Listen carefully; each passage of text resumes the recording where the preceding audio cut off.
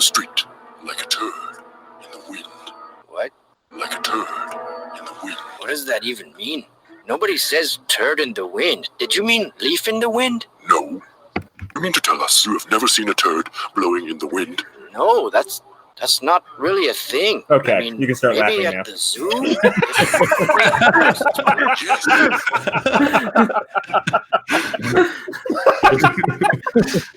Okay, never mind. That was perfect.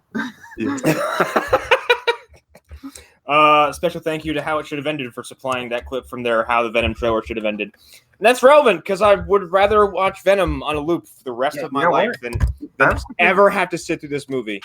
I was thinking, wow. Just a couple minutes ago, I was saying to those guys, I think Venom just might be a good movie. I don't know. Having just watched a couple days ago, right before this, I would say the 2/3 of Venom is a good movie. And it himself makes Venom more watchable than any scene in this movie. It does. Wow, Eric, you sound like you're addressing a fucking audience hall there. Like, it's kind of astounding, actually. It's like this all of our regular ass microphone, and Eric's like, "Look at my quality microphone."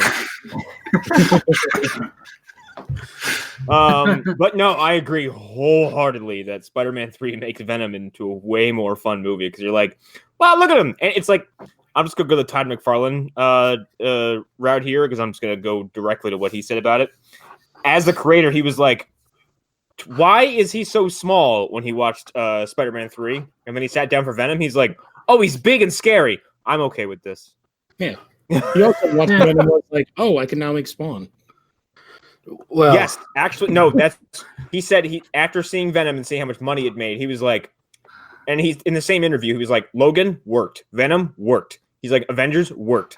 I'm sure he looked at Hellboy and was like, okay, learn what not to do. I think, well, Hellboy was after his interview, but it was after Venom came out, where he was saying he liked it because he's like, I had a very short checklist. It hit every one of those boxes. But he said pretty much everything, with a few exceptions, is working. And he was like, Venom made a whole bunch of money. He's like, I don't see why we can't try something else again. I mean, if you think about the conversation that happened around Venom, like, it got people talking about the character and like people interested in the character. That and like people were like, this movie's gonna suck. And then it came out and it was kind of enjoyable. And it's just kind of stupid. Yeah, but it's still fun to watch. Like, and they just greenlit a sequel. Yeah, exactly. For some reason. And there's already talk of Tom Holland finding a way to jump into the Venomverse temporarily and then come back to the MCU universe. That's weird. Well, if they are introducing in Far From Home, Amy Pascal won't shut the fuck up. That's the problem. We haven't gotten rid of her yet. She's gone. She took her sandwich and left. It doesn't matter. She's still the producer of Venom, and she's still opening her mouth.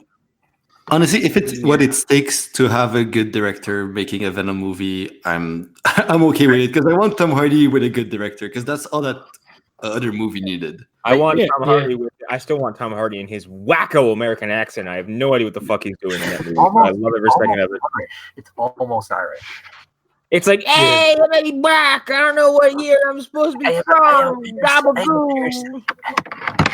He sounds like he's Irish.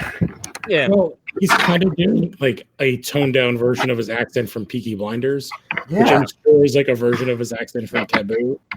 But anyway, we're talking about Spider-Man 3, but you can tell we're already talking about Venom. So hi everybody, this is our After Dark Phantom Zone After Dark, whatever order you want to put it in. It's a movie special for Spider-Man 3, aka put a bullet in my fucking teeth. What a garbage movie this is. It's so garbage I fell asleep twice. I hate this movie. Like, I legitimately don't like. I try not to hate things. And Eric, I don't know how long you've been around, how often you've been around for us to mention this, but I have mentioned this before.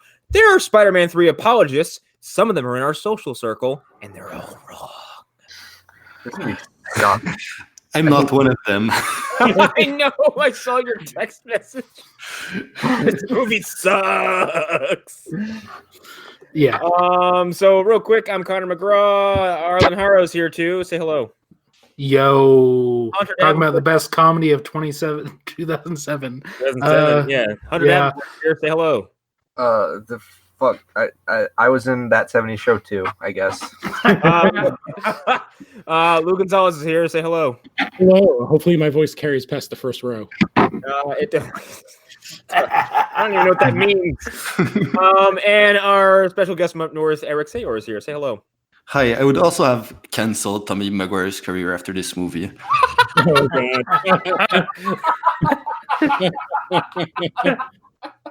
Oh God. You know what's funny? God, Toby. We haven't seen too much of him since this film. Like, I really like No. The Great Gatsby, the 2013 movie, and that's like the Yeah. last thing I like that movie he did with Jake Gyllenhaal and Natalie Portman, Brothers.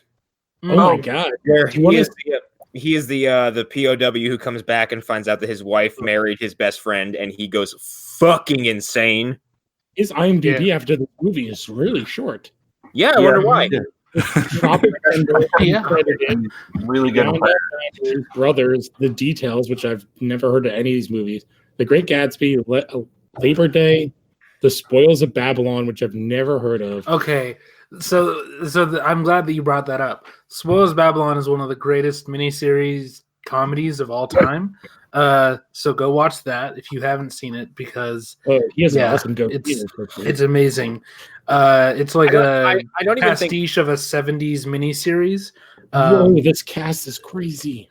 Yeah, it's insane, and he I don't even kills think. it. I don't think Tobey Maguire even sucks that badly. Like, I think Brothers is probably the most intense acting you'll see of him, like, this side of a very few select things. But, like, by the end of it, he goes completely off his fucking rocker, and he's, like, waving a gun around, and he's just yelling at... Because, like, his backstory in that movie is he was a POW, but, like, the people who held him captive made him murder his squad mates. Jesus. Oh, wow. Oh, it's fucking nuts. Because he's gone on for so long, everyone thinks he's dead. And then he shows back up at Natalie Portman's doorstep. But she's basically gotten involved with Jake Gyllenhaal, his best friend. He's like, and like he gets home and he's like, "You've been taking care of her?" He's like, "Yeah." He's like, "Have you had sex with her?" And he's like, "Why would you ask that?" He's like, "No, go ahead and be honest with me." He's like, "Yeah." He's like, there's like a long, pregnant, uncomfortable pause. He's like, "Okay, cool." And then you're like, "Oh no, he's a fucking volcano." The only other movie besides the Spider-Man movies I think of when I think of Tobey Maguire is Pleasantville. Pleasantville, and then what is the one about like the NASA kids? Predators. Predators. Shit, what is it called? I'm so glad you brought that up because that's the only time I saw Topher Grace after Spider-Man 3 in theaters, and he's pretty fucking good in that movie, actually. Yeah, like we were talking about that before the show. Like he pulls off that twist so well. Even though I had no idea that was coming, and then when it did, I was like, "That's actually," because he's not like, huh? Oh, because I thought I saw it coming. I was like, why would there only be one guy that's like not like the others? It was the serial killer angle I didn't see coming, where I was like, Yeah. "Oh, okay," because he's very wormy and he's very kind of like the whole time. I think we all suspected something, but like I didn't see he's a doctor who kills his patients coming. Yeah. I also didn't see yeah. Adrian Brody strapping him full of grenades and then having him be a living bootstrap.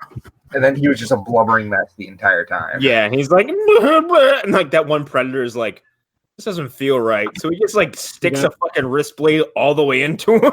So I'm an asshole, and I was actually thinking of Jake Gyllenhaal when I said that NASA movie because you said Jake Gyllenhaal before, and they are so connected.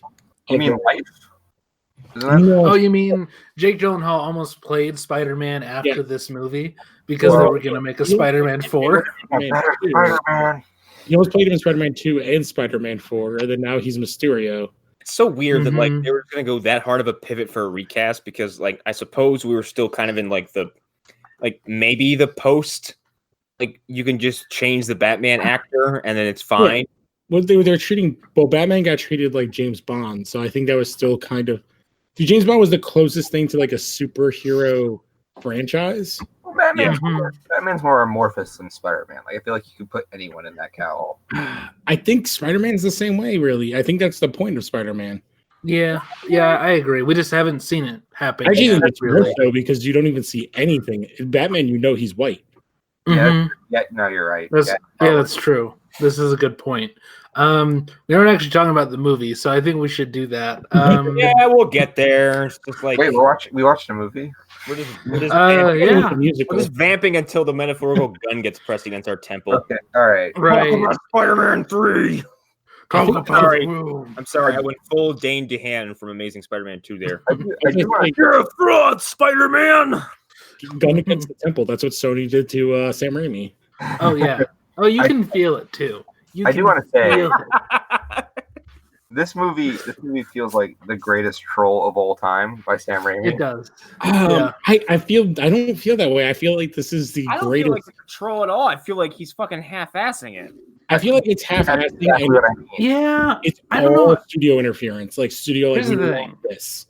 I don't know. I don't feel like it is half-assing it. Like, I really don't, because specifically with some of the comedy bits, it nailed it for me. And You cannot watch the pie scene and not think that he's at least having a little bit of fun with it. Right, I think- okay, that's different. Like when it comes to the specifically with the big thing, which is what we started the conversation with Right. is Venom. Like he doesn't give a fuck about Venom. right. No, he doesn't care. That's what Sony pushed on him.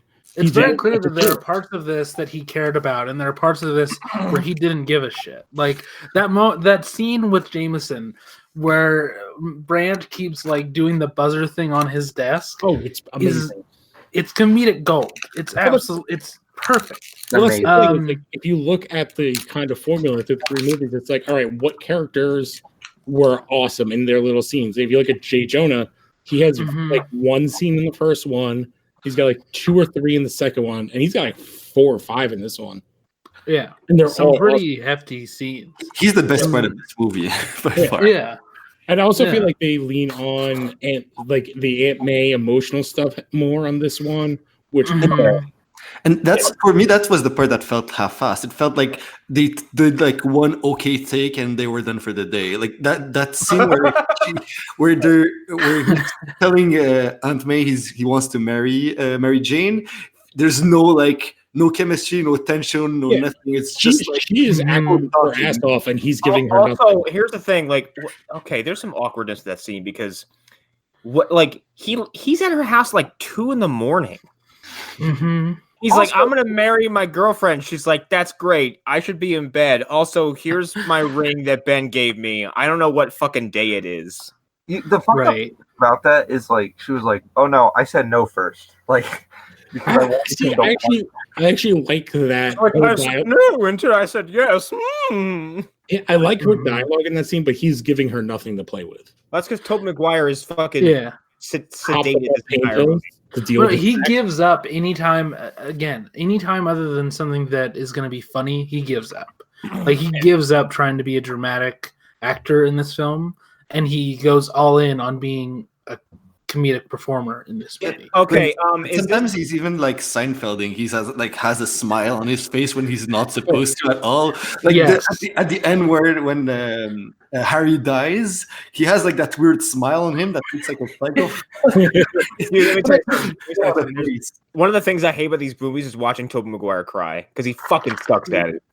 Mhm. But what Eric said goes to like the whole problem with Peter in this movie is like even before he gets the symbiote, he's a douchebag to like He absolutely is. Yes. Everyone's an asshole in this movie, with the exception of very few. Everyone's a dick. like Except for Marco. He's the only person who's like Okay. trying. Sandman is. You know what? We'll get to You want to start with the featured characters, returning characters, new characters? yes. Sure. Okay. Yeah. I think we've covered Toby. So, well, yeah, we certainly have. So we'll save the new villains for last. We'll go right to Kirsten Dunst is back as Mary Jane. I have mixed feelings. I feel like I told you, I said it in Spider-Man 2. I fucking hate her by this movie. I I can't stand her by this movie. Yeah. She's not like he's the asshole in the relationship. Yeah. Like Yeah. yeah, I agree with Eric. Like especially through the first half of the movie, I'm on her side. Especially through all the stuff with Harry. It's just like the Mhm. post Harry when it's kind of revealed. It's just like, why is she like? Also, why does she take a job as a waitress after she gets fired from one theater job? Mhm. Like, wow, like way to give up on your goals. Because Mary that's- Jane sucks in yeah. these movies. Also, what happened I mean, to Harry's play? It goes on without her. Yeah, it just goes on. It just doesn't happen, I guess. There's That was Or- my joke. Where, There's like, she also can't, usually an understudy. There's someone else. Well, to play the role. she couldn't project past the first row. I mean, then again, Harry, in the case of the Harry thing, he turns evil like the moment she leaves. He like downs a fucking half a bottle of whiskey or whatever. You know that? No, I'm sorry. As a person that drinks, he's drinking scotch. Yeah, it's Scott. Whatever. Scotch. He's very rich. I know. I gotta talk about this because I really love New Goblin. I think he looks so fucking. Oh, I am. Yeah, on he your looks- side. Hang on. We'll get there. Yeah. I like the moment Mary Jane kisses Harry. I'm like, yeah, fuck you, fuck off, fuck everybody, fuck you, and fuck your entire story arc. It's that. there are decisions writing wise that I don't really Why? like. It's that and her walking out of the thing people are cheering for. It's like, you literally just got fired. Why would you think Mhm. any human being is cheering for you? She also like Yeah. easily like I'm in love with Harry. Like, are you fucking serious? Well, they did date for a while. Like, I can make some arguments for it, but it's like her jealousy over Peter being Spider-Man is like, it could work, but they just do no effort for it. But it's, Oh, like, Yeah. it's incredibly petty. but it's like it's one kiss and he offered her a job. Like, you know what I mean? Like, that's all that's Mhm. happened, really. Connor, it's petty only because they don't flesh it out. Like, Exactly. Yeah. No, it's they took time. it is pezzy.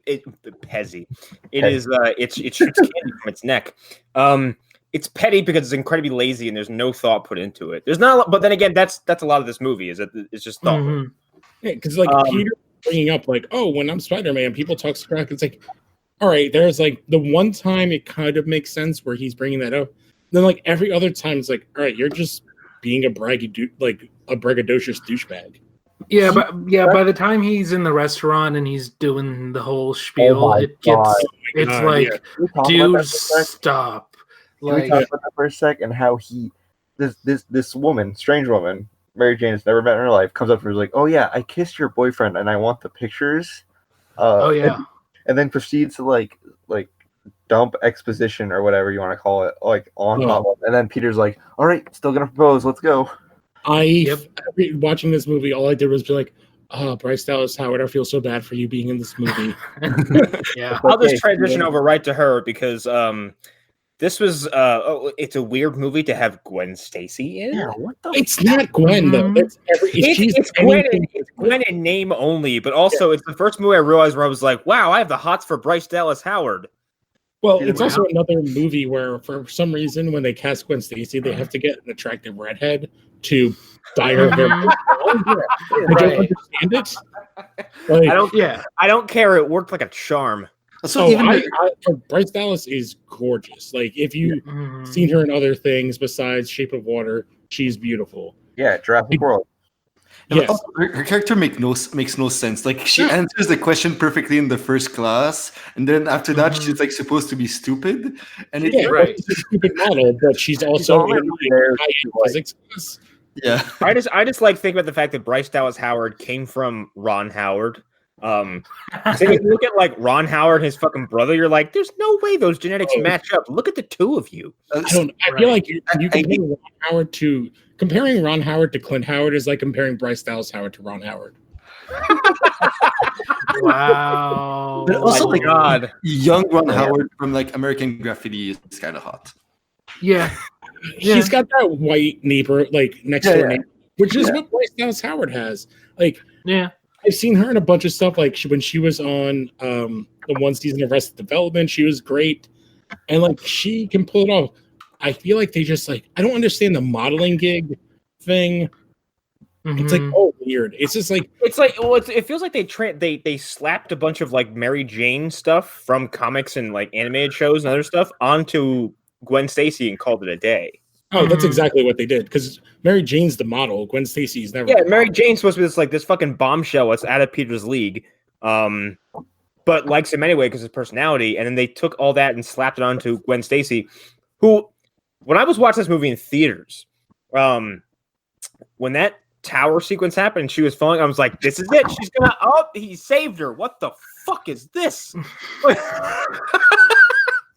Yeah, and I feel like I was like, what's happening? we have another Gwen Stacy. I guess kind of two theatrical Gwen Stacy's because we have the Spider-Verse version, which is different.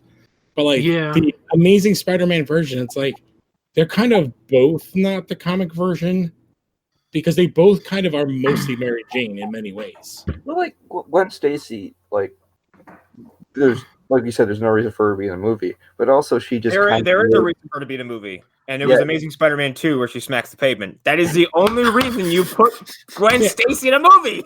Also, in this, but I mean, someone to throw her off something. In this movie, he's only there to like ruin fucking Eddie Brock's life. That's it. Yes, she is part of the shoehorning in of Venom. Yep, she's a symptom of that. She's there to sort of illustrate the duality, or not the duality, but the similarities between Peter and Eddie, and to make them more similar in the context of the story, and then to give him something to lose later on, so that he's justified. Then, yeah. Well, it goes to the whole thing that Mary Jane points out at the dinner is like, who kissed her? Was it Peter or was it Spider-Man? That is a question that doesn't exist for that character in the comic books because he is one person. It's not Batman. Right. It's not anybody else. Like, the only difference between Peter and Spider-Man is that when he has the mask, he's able to talk shit. Like, that's a weird thing. The whole duality thing, I guess. Like, it's a totally different thing with Bruce Wayne because he has to uphold this very public persona. Yeah, the mask is Bruce. Whereas Peter Parker's a fucking nobody. Yeah. Peter Parker's just like us, really. Yeah. And then like with Gwen Stacy comes James Cromwell, who plays George Stacy, Captain Stacy.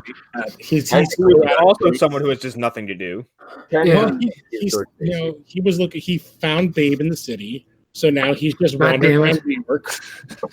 Don't you dare MDU this, okay? But the thing is, like, how old is he to have a 24-year-old daughter? 22? You bring this never occurred to me till just now, but yeah, that's weird. He's the captain of the New York. Like, how old is he now? How old is James Cromwell right now? But the thing is, like, what is it? 79. This came out in 2007. So 12 years ago, like 60 something. 60 something. Yes. I gotta give something to Amazing Spider-Man in that I like Dennis Leary a lot. Holy shit, Dennis Leary is the best part of Amazing Spider-Man 1. The thing is, because as douchey as Dennis Leary is, like, he did a show about like firefighters for a decade, and he plays that New York old school Irish cop perfectly. That and like there's something about a cop like looking at a lizard, like a human lizard, going like, "Yeah, fuck you." Yeah, and like his entire. The best part of that movie is him and Peter going back and forth at dinner about Spider-Man. Yeah. And Captain Stacy is a throwaway character in this movie. Yeah. Yeah. Because like they don't like it would be set up, but like there's no setup because that's James Cromwell in this movie. So the next new character, I guess we'll just move on to the villains now because there's really nobody else is new or returning, is it? I mean, there's. Well, do we want to start with New Goblin, Franco? Sure. Let's start. Well, let's start. Or do you want to go to Sandman? New Goblin. Let's go with New Goblin. So fucking cool. Like I have two minds on New Goblin. I love him. He's so cool. I think he's just misused. I don't think so. Pretty cool. I think he's awesome. I think I love his design. I kind of like the entire story. I think the big thing with Harry is you can't look at this movie. You have to look at the 3-movie arc. This is the most he gets to do. This is the most interesting stuff he gets to do. And it's the least douchey he is in the 3 movies. Him in 2, he's like the worst part of Spider-Man 2. Oh, he's ridiculous in Spider-Man 2 because he's like this manic fucking wealthy weirdo who nothing he does makes any goddamn sense. And his fight scene, so we have the first fight of the movie is awesome. And I agree until he sustains what should be 150%. Yeah. He sustains death. Comics. I don't know. But okay. Here's the thing. Like, there's comic book physics, and then there's bullshit Transformers physics, where crushed in a Transformer's hand like 50 times, and like he is like he is, for all intents and purposes, he should have been decapitated Well, in the here's the opening fight sequence. Okay, Yeah. he's clotheslined by a fucking pipe, falls off his glider, smacks something else the way down, and lands on his head. And he's like, "Yeah, I'm good." I'm going to last like, I don't know, 2 years. well, Okay. it goes to the thing of Peter being a dick. Yeah. But here's my biggest question. It's actually before that. It's like, all right, so they have the weird thing at the Broadway show. How and who helped Harry do all of this magic shine shit? Because until now, in the first 2 movies, Well, he's a okay. fucking moron. It's Dollar Store Alfred. That's just Yeah. like Yeah, it's gotta be. I saw your father the night he died. man, that scene Oh was my so bad. How Yeah. I he's out hope of nowhere with a speech, just so. why? I mean, I think I called it earlier in one of the chats where I was like, they clearly cast him in the first 2 movies, and he was too old for them to like recast But because he's so they bad didn't want to in be all of mean. them. I've seen I some know, things but in those that other look ones, it's not noticeable. Rest your father's wound. They're like, are I'm we actually- going to fire this 90-year-old man? I'm emoting more than that Yeah, guy. I was gonna say, Connor, you're emoting like 1,000% too much. Rest your You father's have to look at a piece of paper while you're doing it so that they can like God erase it. damn it. Okay, but like, I like on the new Goblin thing. Like, I think isn't it established that Goblin serum like increases your intelligence too? Yes, but all that Yes. stuff when we pan through the lab is already named. Yeah, But is he just constantly gassing himself? maybe. Oh, I mean, well, he might be. Every I don't time he think- goes back to formula. we don't know. We don't But know. he has damn no it. idea why he's saying that because he should not He have doesn't- any knowledge. Yeah. But, like, I love the design. I love the mask. I love cool. the sky. I don't know. The design is where it falls apart for me because like he looks like he just. I'm like, you just fucking like you have a suit, goggles, and like a fucking Winter Soldier mask, and none of it comes together for me. Well, I put myself in the era. So in 2007, that suit fucking rocks. Dude, it's Yeah, so it does. cool. It's badass. I love that it has a flamethrower from the snowboard. Let me Yeah. tell you, Connor. Let me tell you what I was doing in 2007. I was playing a little game called SSX Tricky. You know, I don't give a shit what video games you're I playing. don't want to talk about when you were like 6 years old in 2007. I was Yeah. I was When I in was 7th 2 years grade. old from high asshole. school. I was in college about to fail out of it, so because I was in drinking. 7th a lot. grade, asshole. Okay. Yeah, I was drinking my way out of college because that's what you pay tuition for. I was watching Right. Drake and Rush. I was hanging out. Also, like the name New Goblin, like there's nothing goblin-y about him. They never say New Goblin. They never. The only reference is when he says like Baby Goblin, I think, or he says Goblin Junior. Yeah. Yeah. That's the only reference because it also goes to Venom. Like they never call him Venom. They never say Sandman. It's unlike the other movies. They don't drop the names. No, they do say Sandman. He's the only one who gets name checked. Okay. And it's by a news reporter. We can because- talk about that thing. What's for funny is that 25 Venom is a journalistic term, and it should have come up in this movie, and it should have come up in Venom, and it doesn't. Mhm. No. Why would I want to do I don't that? know. Why would they do that, Connor? He looks. I don't know. He just looks kind of dumb to me. Like I guess it's an acquired taste. I don't know. It's I don't just, know. it's- I like his story arc too. Like I like he's the character from the first 2 movies. Then he gets kind of reset, and then his kind of remembering, and then he plays against that. Like as much as the pie scene is ridiculous, I also kind of love it. okay. All right. If we're, I don't know if we should talk about the pie scene now, or we're talking about the pie scene later. Here we Like, go, Connor. Here we go, The pie Connor. scene is something we can save, I think. okay. Like, Yeah. just- Save it. All I right. don't know. But I think we should say this though. The arc of Harry just in this movie is fucking nuts. He goes from I want to kill you to like Hey, the look, that's happiest person that I I've love my ever friends. seen. Hey, Pete, Yes. my dad's dead, right? Like there's a sense of like weightlessness to him that he never had in the other movies ever. I think he has it a bit in one. That's because But in one there's this overriding emo-ness to him in that first movie. I would say the difference is if you suspend like your moviness, but like Right. He forgets how shitty his dad is, so that's the weight that's really lifted off Okay. him. Sure. Okay. I can actually buy that a little bit. Like, Yeah. he knows his dad is dead, so he's not comparing himself to him actively, and he sort of forgot the pain of losing his dad. So sure. Okay. Fine. Whatever. But still, like, he feels like a different character. Like, he feels like this much more well balanced person. There's a few scenes where he feels like, okay, you've all seen Rejected by Donald Hertzfeld, right? What? Maybe. It's a series of rejected ads that's like where it just gets progressively more insane by the end of it. No, I've never. Oh my god! Well, all of you have to watch it when we're done. That's required viewing. Anyway, there's a segment in there called "My Anus is Bleeding." Oh, great. I'm But 12. there's just this little fucking cloud person going, "Life is swell," and then it just cuts to like more little tiny cloud beings going, "Yay, yippee!" That's Harry for like 15 minutes in this movie. Yeah. But I kind of like it. Like, I like the. It's fun. No, I think it's hilarious in the context of the movie because, again, best comedy of 2007. Yeah. I think it adds. It rolls into the shittiness of Peter. Like, Peter's just a dick about it. Like, he's like, "Oh my god, yay! The thing that like kind of like gave me consequences is now gone. Awesome." Mm-hmm. Yeah, and then his performance when he goes back to being evil, and he goes away from being like this like just angry evil to like scheming mustache trolley. I love it. I love when he shows up to Mary Jane and just like chokes her because so much like, "What the hell happened? We just had lunch." It's like, bitch, you're gonna do what I say. Like, so good.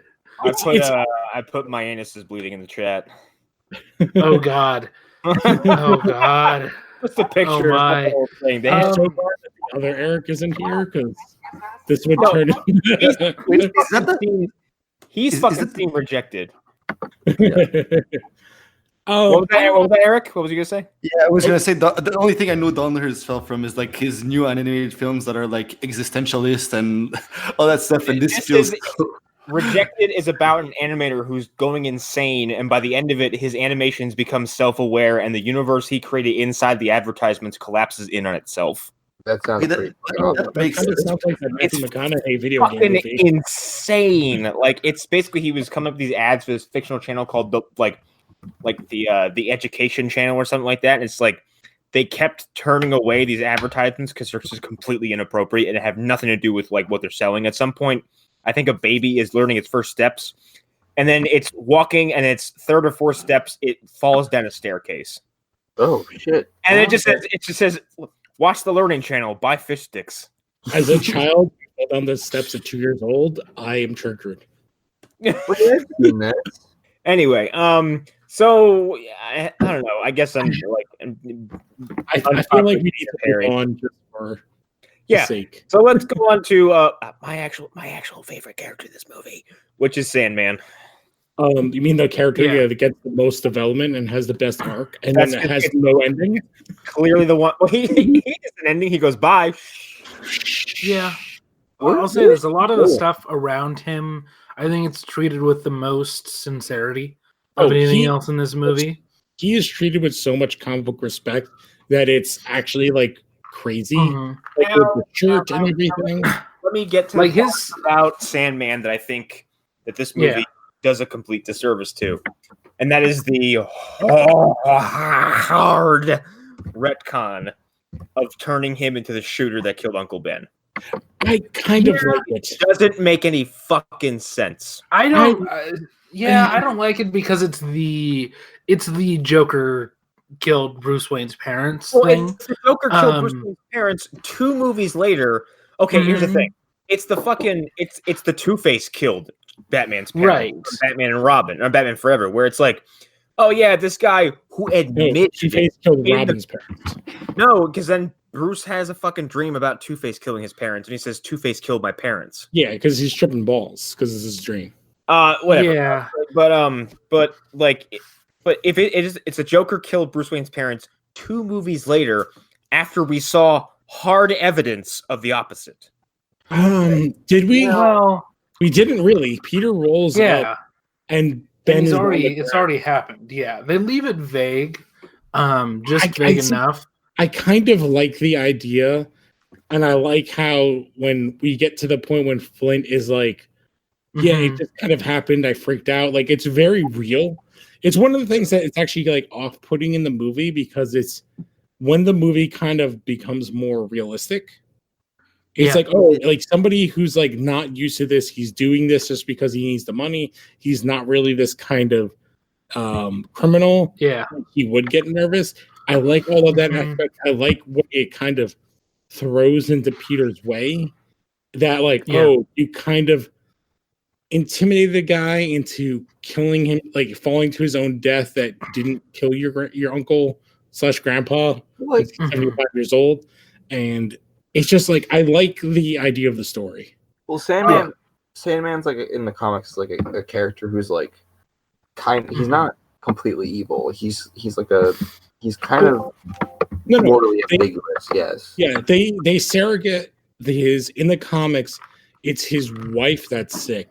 In the movie, it's his daughter, and I think his whole scene at his apartment is actually the best scene in the movie. Oh, hands down. And actually, you know what's funny is that Sandman is also my favorite part of another really bad Spider-Man story that we've already talked about in the last Spider-Man review. Spider-Man Reign? Yes. In Spider-Man Reign, for those who may not have read it or those who do not remember it, Sandman is working with the bad guys and sees a little girl in the street who can solidify herself into a statue. And he's like, that's odd. And at some point, I think basically orders a ceasefire against her and recognizes her as his biological daughter, but she dies in his arms too at some point. That reminds me of that. What is that? It's an episode of Justice League Unlimited with Batman and with the you know what I'm talking about immediately. Shit, the gang. I can't remember the name. The Royal Flush Gang.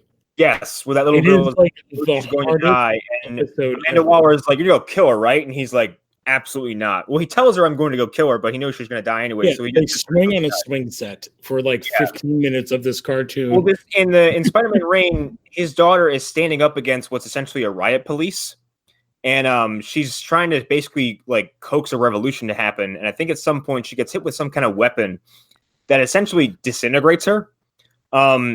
And that's when he finally puts it together. He's like, "Oh my God!" He's like, "That's my kid." Runs over and he's trying to teach her how to put herself back together at the last moment, but it's too late. Well, and I think he ends up helping Peter in the end. He helps him put down Venom, who is now living inside of a weird fucking businessman, and Venom has been stored away for so long. He's fucking huge. Well, here's my biggest problems with Sandman, and it goes to one, his creation, and then like the way his powers work. So he escaped from jail, and he falls into a pit after running away from his apartment, where someone's doing an experiment in the middle of the night. There's a great how it should have ended bit about this. Oh, and there's like the only scientist that gets aligned is a model.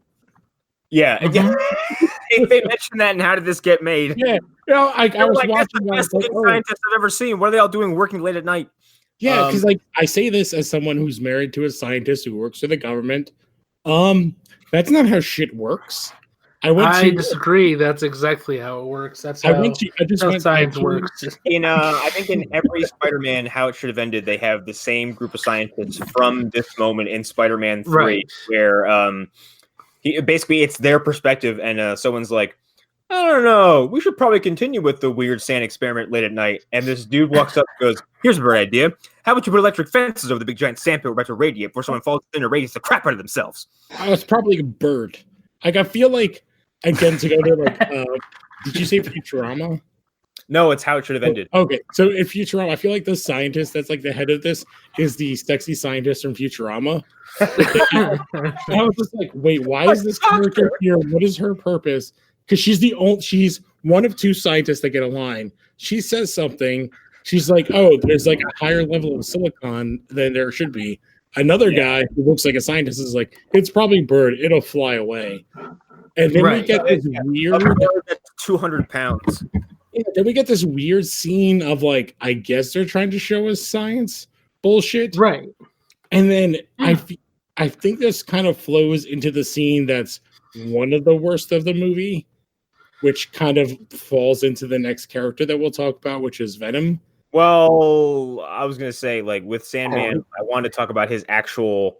It's the moment after his creation where he starts to come alive in the sand. Oh, it's a good scene. Is like Sam Raimi, like just fuck. It's the same amount of effort he put into Octopus's scene, but the tone swings the other way entirely. It is beautiful. Well, that's the thing. Anytime there are horror elements in the movie, it's good. When the crane comes and hits the building and Gwen is falling, it's good.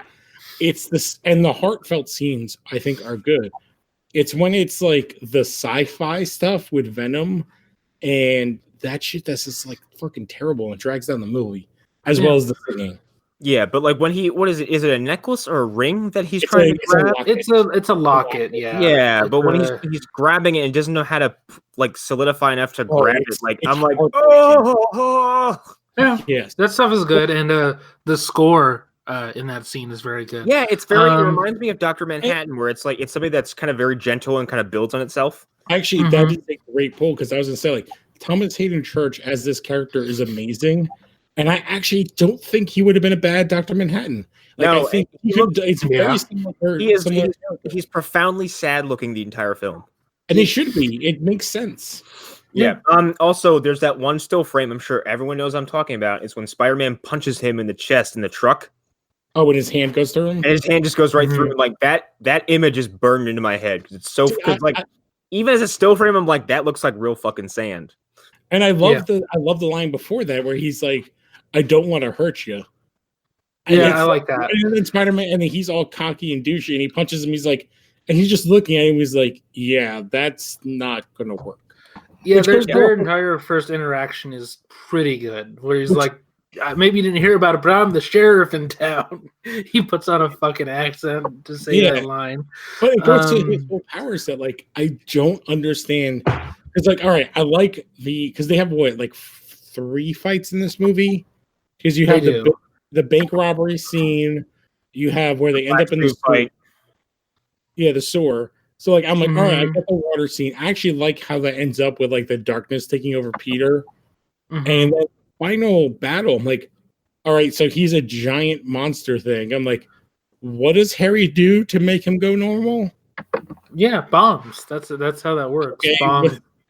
Yeah, like I'm gonna turn your ass to glass. Like that would have actually made more sense if he actually did that, but he doesn't. He just throws some bombs and makes some holes, and then he just kind of goes and falls down. Yeah. I mean, Lou, that's what you have to do to a character this OP. I think he was also effective at that point. So now, let's. Oh God. Well, okay. I actually have some more thoughts on Sandman, but sure, go ahead. Okay, no, go ahead. Go ahead. Because like I was gonna say that. I was just gonna say like I think that Sandman reminds me most of stuff from the first 2 films. Like that's what I was really 100% getting at. Is he feels like the part a villain you kind of bad for? Yes. Yeah. Well, he feels like the part that they got done before Sony like said Venom must happen now. Give us Venom. And I would say I think that's my problem with Venom. Not with Venom, with Sandman. It's that it feels like he's from another movie. He's like way different than any other character. And even at the end, when he has like his big emotional speech to Peter, Peter feels like he's reacting to something completely different, and it just doesn't work as a scene, even if it's supposed to be like very emotional and intense. Oh, yeah, you're 100% right, Eric. They're in 2 different movies. So to say, like, it kind of ties into what we'll get to at the end. I was like, the MCU character, I feel like Sandman closely resembles Zemo. And I feel like he does not belong in this movie. And I feel like he doesn't belong in this movie because of Topher Grace's performance and another character that makes no goddamn sense. So I think that a lot of things happened, but I think that there was a sort of if I'm going to do Venom, then I'm also going to do whatever the hell I want with the rest of this film. I feel like that's sort of what happened. And I feel like I wish that's where the musical stuff happened. No, well, because I don't see how the musical stuff comes in otherwise. is. I see. don't- To me, here's my argument: the musical stuff. That is the actors wanting to do shit, and I say that Yeah. as Kristen Dunst was in Bring It On, and they were doing kind of musically numbers, and she's been in a bunch of shit. She's been a child actress, and But she doesn't do anything in that scene. She's about to sing, and then Peter cuts her off. Yeah. but that song goes on for 2.5 minutes. Yeah, and she's just standing there and looking at him. It's just it's very But weird. she's still singing. It makes no sense. There's no reason for the movie to open on that. I mean, yeah, I agree. Like, here's the thing. I feel like this was originally sort of a Temple of Doom type of thing, where they were going to open with a musical number, and that's fine. That's whatever. But there's moments where the movie tries to be musical, and it felt to me like Sam Rami just sort of like, well, I've always wanted to do a musical. I've always wanted to do like old 50s style stuff. And that's littered throughout the movie. Moments where it's like Sam Raimi is angry that he has to do Venom, so he's just going to do things that he likes to keep himself happy. And he's Because gonna Sony probably isn't policing that stuff as hard as they are with policing Venom. right. So he's just gonna do whatever he wants where he can. He's gonna finish up some of this stuff so that it at least kind of makes sense. But I get the feeling that a lot of this was thrown off. I have a question. Who's to bet that like Sam would submit dailies and they would go look at it and go like whatever. Okay, Topher Grace. Mhm. Whatever. Okay, Venom. Like, Yeah, I think that happened. I think that legitimately happened. Like, I think that they saw the scene where they're just dancing to the twist and making eggs, and they were like, okay, whatever. Like, we trust you, because you've made 2 successful movies. So why wouldn't this work? Because they didn't care as long as he had Venom in the movie. And I think it throws off every plot. Because I think Harry and MJ being like a thing, that could have worked. That could have worked, and it could have played on their sort of relationship from the first movie. But it didn't, because there was all this other stuff that they had to work around. Mm-hmm. But I think clogged that's up like the the movie. stuff that kind of works theoretically for me, because I like that. I like when she like goes to him and they have like the kiss and she feels bad, and then he forces her to tell Peter she's in love with him. I think all that theoretically works. It's just like the execution that's all bullshit, and that's like Sam Raimi not caring about those parts. See, I feel like when she initially tells Harry about getting fired and doesn't tell Peter, like that is a great moment in showing the relationship between the three of them. Yeah, that moment works, I think. Yeah, it kind of goes to like when we were like what you were just saying is like, I think if they would delayed or at least allowed Raimi to delay the Venom stuff and built it into this movie in the background, like him getting the black suit for the whole movie, which we haven't talked about even. You haven't gotten to him. We'll get there.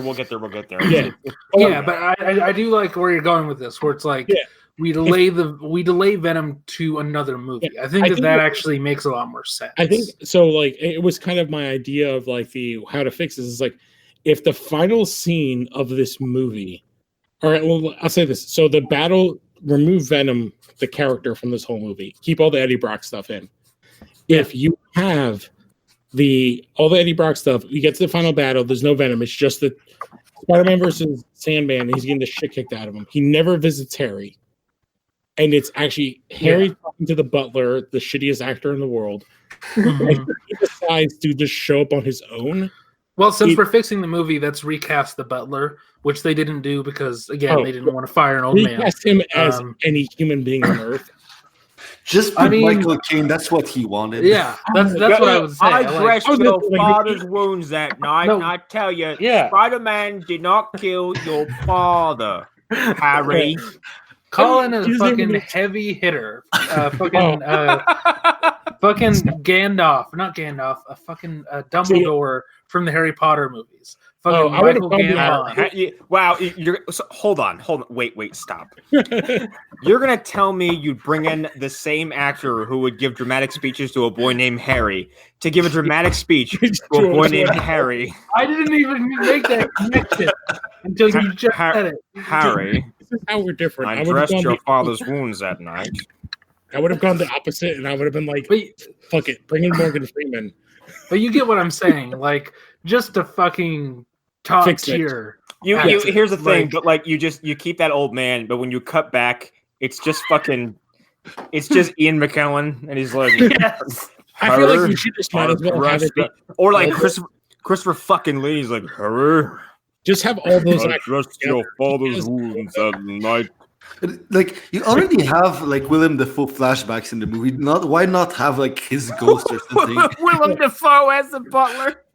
No, His actual ghost. He just has Yeah. like fake eyebrows on, like he's. I'm just imagining. Well, I feel think like both when we're versions looking at are it, it's like- great, but You have him fight with like the mental image of Willem Dafoe. Take out the butler. yes. I'm and you imagining, Yes, Superman 3 style. Yes. And you just have him argue, and he decides to go and help Peter. And then the final scene of and what ends up happening is still you kill off Harry, but when you kill him off, Peter could have done something, or at least thinks he could have. And the suit is what tells him that he couldn't have saved him because he's still in the black suit. And you end the movie with the church scene.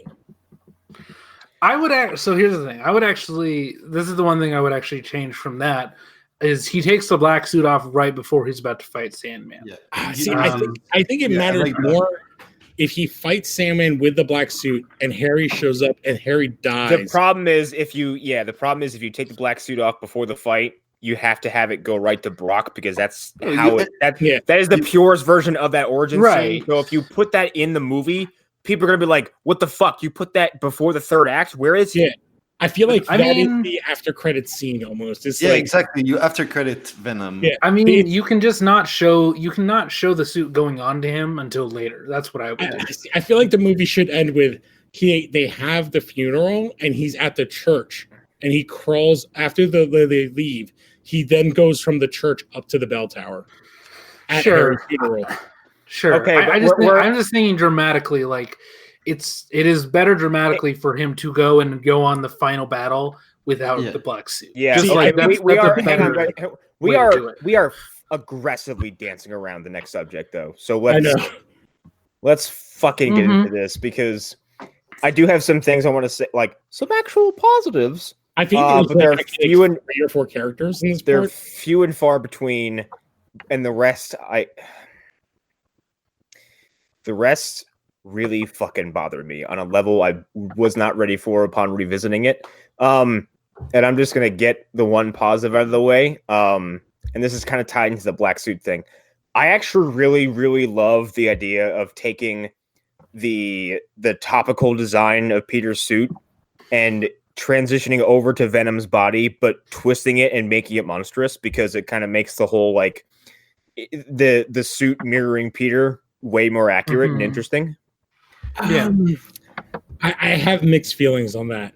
I think that they could have done. So if we go to the initiation, well, one, I hate the stupid random meteor thing. Are we going to start from the beginning of the? So I hate the hammock web scene with the meteor randomly falling next to them, jumping on the Mhm. button, and does not reappear for 30 minutes. Like, where did it go? My And only caveat to that is I don't know how else you do it without them introducing it in the last movie. I don't think there's really a better way to do it. oh well, the thing is, Without having to do like Connors and like maybe he already has the symbiote or something. Well, the thing is, it should have come. They could have done instead of the meteor falling, a one-shot scene of, oh, we're looking at the stuff that John Jameson's team brought Right. back, and then it just Yeah. escapes from there. It's Honestly, And like I do the, think Ven- that like, would be a better the actual scene approach for from the movie Venom was right because they just like, yeah, this shit happened and it's over with. yeah. Well, that's one of the things. So Mm. if we're going to compare the two, yes, that's a part where the Venom movie does better. When it climbs onto his suit, I like how the suit transitions, and I like when he wakes up. Although there's terrible VO/ADR there, which I can't tell what it is because that's how bad it is. I don't get why the spider symbol stays black. Mm. I know it's like a nitpick, but like I would have wanted it to like turn white because you almost can't tell that there's a spider symbol there. Yeah. I mean, yeah, it is a nitpick, but I do see. I see Yeah. that. I because guess. everything else kind of stays really on point to the origins of Venom in the comics. It's like I don't like, but like I like how his suit changes. I like when he just like. I would have liked more scenes of him just kind of waking up and being like, "Where the hell am I?" I agree with that. It's sort of a Wolfman type thing Yes. of like the that suit was is in control. yeah, that was a It's big part of driving the him. comics. It's like, oh, when I'm asleep, the suit is riding me, and I actually really like the idea that he takes it off and puts it away. And I like all the stuff with Connors, and I like that it's kind of treated as a drug, and eventually it's just fully bonded to him. Like I love all those aspects. Yeah. Here's the thing, though. Like, are we to assume that the suit amplifies his powers? Like, what is the benefit to having the suit? Yeah, it does. That's what I always assumed it did. Connor says it amplifies all your natural abilities, especially aggression. So I put some pictures in the chat window. One I think is a promotional photo. 2 is from the actual movie, and this is a third one I'll put in the actual movie. And I think the proportions The first one's a test. of Venom's fucking mouth changed dramatically over the course of the film. Yeah.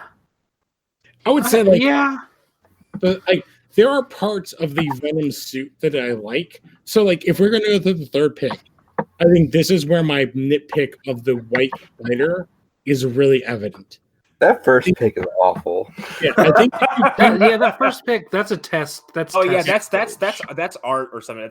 It's not. I don't think it's promotional, but yeah, it's concept art. It's fucking bad though. That's something that was never supposed to be released. I don't think. I think I can fucking see why. For those who can't see it, there is a promotional. Not promotional. It's prototype art of what you see. Like it's almost to a T the film design, but the mouth is very small. Yes, it looks like the mouths from Little Bits from Rick and Morty, where everyone has tiny mouths. Yeah, what he reminds me of most is the mouth of Sauron. For those who have seen the Lord of the Rings, Return of the King extended cut, we killed the Hobbit. The thing is, like, I love the eyes, I love the suit, except for the spider. Especially in the third picture, I'm like, if that spider is white, that suit is like. 8 out of 10. Here's the thing. I think it just needed to be a brighter tint because it's not black. It's like gray. It's like it needed to be black. Yeah, if it was white, it would have really popped. Like it was the same, or even just a light gray, like a super light gray. I think that would have been better. I think that would have worked. Now it just needed to pop. Now I'm gonna throw a picture in there that kind of highlights all the problems with this fucking this. Oh, are you gonna do vampire teeth? Oh, you beat me to it. Oh, we've talked about it, but like, yeah. I mean, here's the thing: of all the problems with this suit, that's not my problem. Yeah, really. I feel like we have to separate. Well, actually, here's the thing: look at the picture of the suit. Like, blow it up. If you look at his shoulder, it's translucent. Well, I don't. That's 2007 or whatever. Because I think there's 3 different things. So we got to talk about Black Suit Spider-Man, Eddie Brock, and Venom. Those are 3 separate. Yeah. So let's like. I actually kind of like all the Black Suit stuff, and I like the idea of turning it we started talking about before, but just dyeing the Raimi suit black has an aesthetic effect I wasn't expecting, and it looks really fucking cool. It's good. Yeah. And again, like we said, like I wish they would have done more of the suit. Because the thing is, one of my biggest problems with the movie is like they don't dive enough into the lore of what the shit this is. Well, no, and then their idea of doing it is making Peter just a douchebag in between. Well, it's like it's not even like he's like slightly more douchey. He's like 1.5 times douchier. Well, yeah, that's a problem with this movie in general, which is that like Peter is just so left on the wayside with this. Like he's just really douching it up in the script, and he's not really the same character that we've known for 2 movies now. So by the time he's supposed to be like extra douchey, it doesn't really stand out that much. Which I think goes into like, so when he gets the suit, I feel like this could be like a big discussion area. I do not understand people's reaction to, what do we want to call this Peter? like Nega Peter. Nega Peter, because like Nega Peter, NEGA. Violent. yeah. Like violent Peter. Well, there's scenes that like yeah. I like it. Like his scene with Eddie, I'm like, oh, I love that scene. When he Yeah, I throws think him it against works. the picture, I'm like, ooh, that's great. But then the kind of montage is the dumbest douchebaggeriest. It undercuts how it's changing Peter because it's like, okay, did it give him more confidence? Did it make him a ladies' man? Did it make him a fucking misogynist? Like, what is this? But then Oh, like he's Did Yeah, it give him a weird appreciation Yeah. for jazz? What the fuck is this? Like, but what is different characters What does he react to say him. to that fucking So- woman in a club? Like, what? He's like, "Hello, hot legs."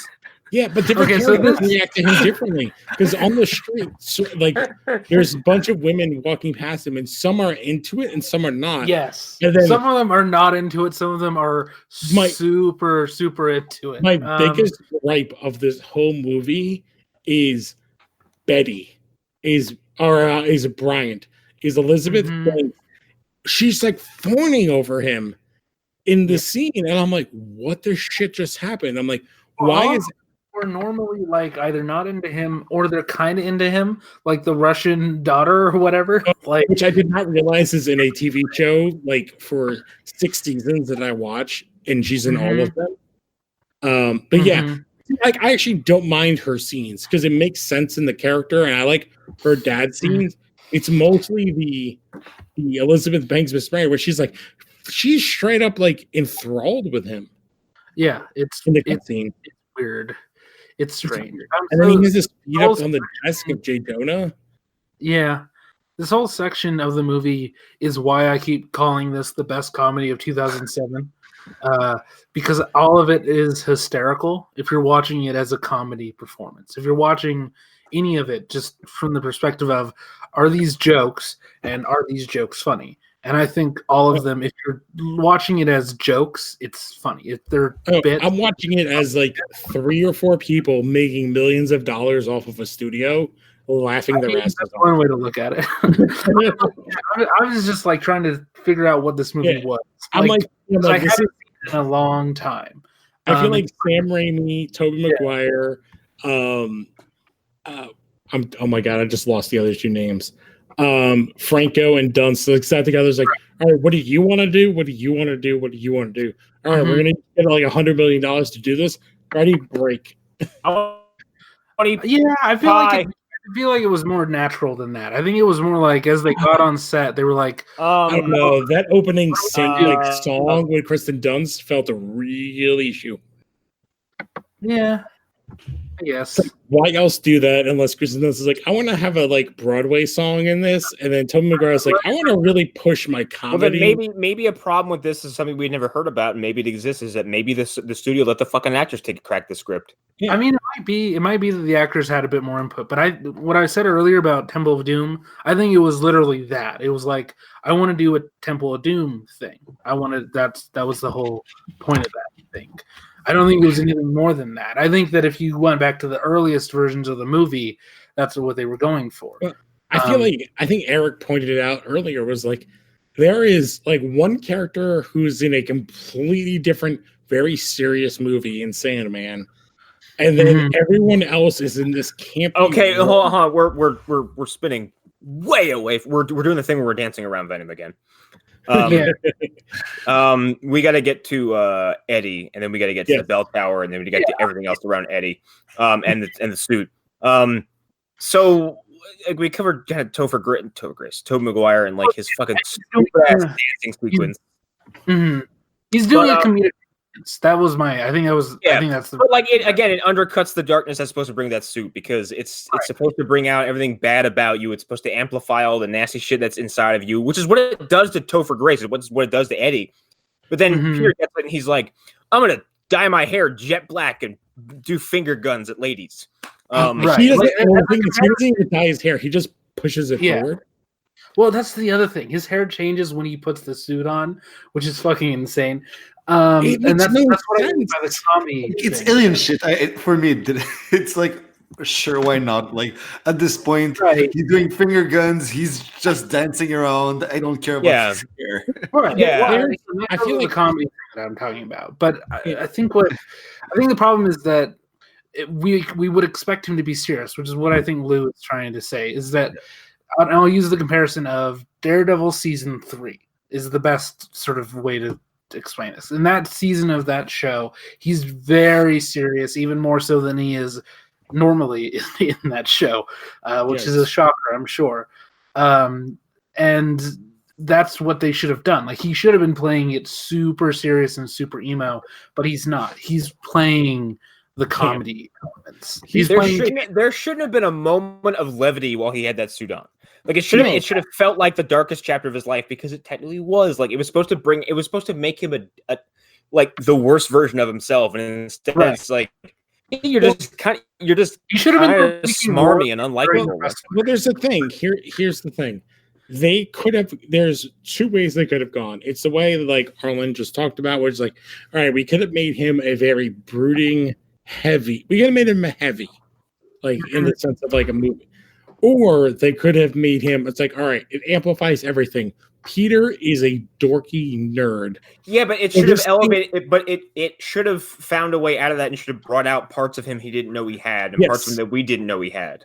The thing is, where it's wrong is it goes in between. It goes into this weird area where it's like, all right, so he's kind of a D-bag. He's kind of extra-violent. He thinks he kills Sandman. He tries to kill Harry, but then in between that, he's like finger guns, jazz music, hot legs. Like, but then he bodies up Eddie at the office and like completely shames him and like destroys his career and throws him up against the wall.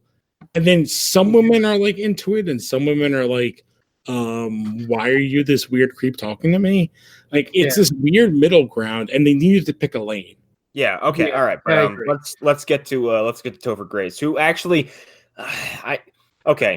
the Eddie performance I don't fucking hate. I think I said before we start.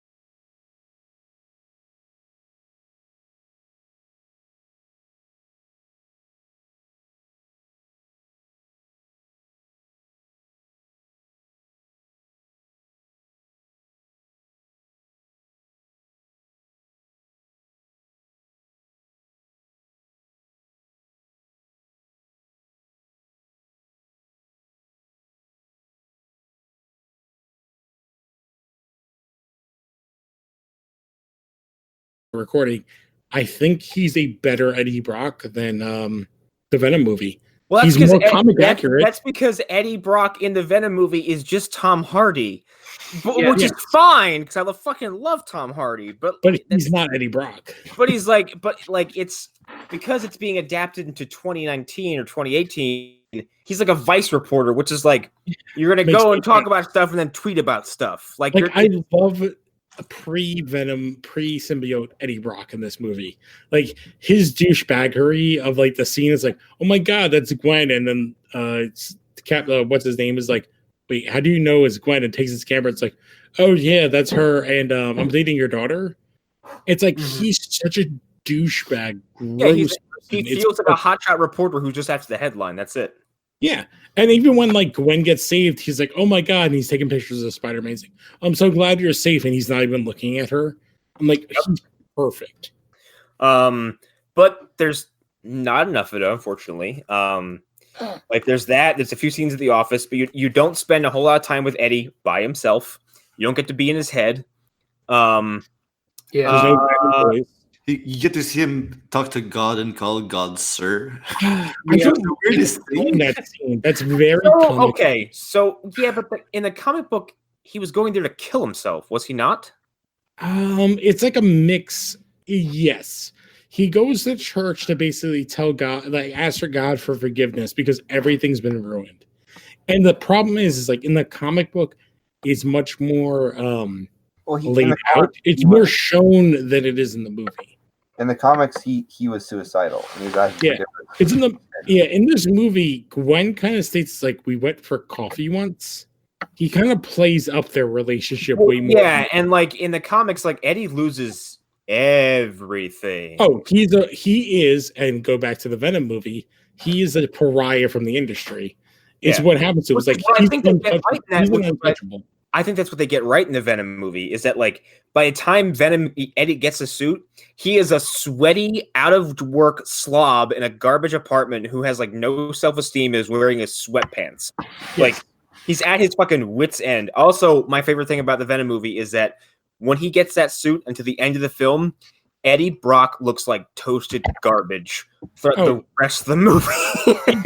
Yeah, that part is perfect. He looks like he's just deathly ill the whole time because he's like, I have an alien bug inside of me that keeps eating my organs. Yeah. When they mention the New York thing, it's like, this is the New York thing. What they do in this movie is exactly what happens in the comics. Like, he fakes the pictures. Yeah, and exactly. He says to Peter, he's like, please don't do this. It'll ruin. Like, I can never work in this industry. And Peter fucking does it anyway. He's like, yeah, I don't give a shit. Because he has the suit. He's like, hey, guess what? Look in this hand. What does it say? Go fuck yourself. But there's no payoff because he works for the Daily Bugle for like 5 minutes. Yeah, there's like one day between. This is like what me and Arlen talk about is like the continuity issues, because I think in the first movie they mentioned Brock. They do, and we can assume that maybe that's his dad. But even then, it's like I feel like Jameson would probably give him another chance because it's a son of a. Well, the thing is, I would say that, but like because it's such a big deal, is that like only knowing, and this is really anecdotal evidence, is that so my brother works for a New York newspaper that has had an issue where they had to recall a newspaper. Mm-hmm. It happened to not be his fault. Over that stuff all the time. Several people got fired over it for the simple thing of someone handed over the idea of, I'm trying to like dance around it, told an intern to Google the Puerto Rican flag for a photo for the Puerto Rican Day flag or Puerto Rican parade, and they put in a photo of the Cuban flag, which is the inverse colors, and so many people got fired for that. Yeah, I mean, that is how newspapers work in the country. Newspapers work like that. In New York City, it's like you are dead upon dead. You are the dead of the dead of the dead. You are done. So. Yeah, man. Not to reel up, but like I found a GIF of Venom that I'll put in the chat. His head changes size. I mean, okay. Here's the thing: his fucking head changes size and shape. Venom at the end of the movie in the big fight is different from Venom when he interacts with Sandman. I don't want to talk about. Look at it. Okay, here's the thing. Again, not gonna play. I really don't care. No, I care. I care a lot about his fucking design and how he's behaving, but I'll get to that in a second because we're not there yet. I think Topher Grace gets really a shit stick in this kind of essence of the world, because I think he actually plays, quote unquote, a better Eddie Brock than we get in the Venom movie. He is a more comic version of Eddie Brock than we get in the Venom movie. He does a fine job. I think I've said this for many years. He gets blamed for being the thing that ruins this movie, and it's not him. It's the designers and Todd McFarlane went back to this. He didn't care about Topher Grace. That wasn't the problem. The problem is as soon as the suit gets put on Topher Grace, he stays the fucking same. Yeah. And I give Todd a lot of credit for saying that and being upfront about that. It's the rest of the culture. Yeah. Ultimately, his point was, as soon as that suit gets on Eddie was already like he did add that Eddie was already kind of a physical powerhouse before that. He says, but the point is, he's like, they told me to come up with a villain that could annihilate Peter in a physical contest, where Peter had to get smart about it.